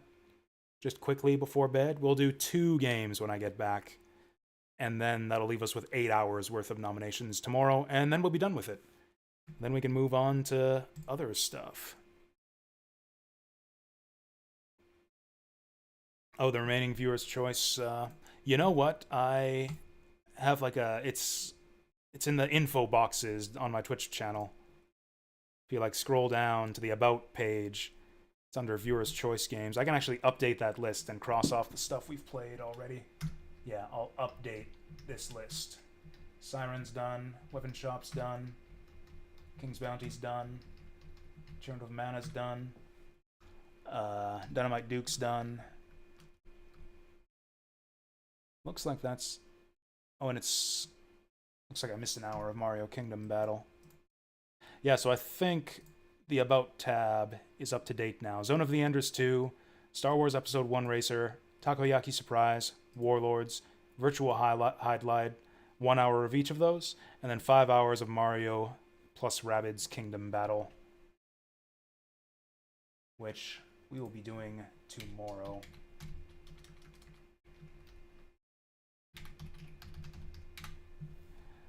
There we go. The list should be updated now. With that, I'm going to go play some Star Wars Unlimited. And yeah, we'll be back with probably, hopefully, a couple more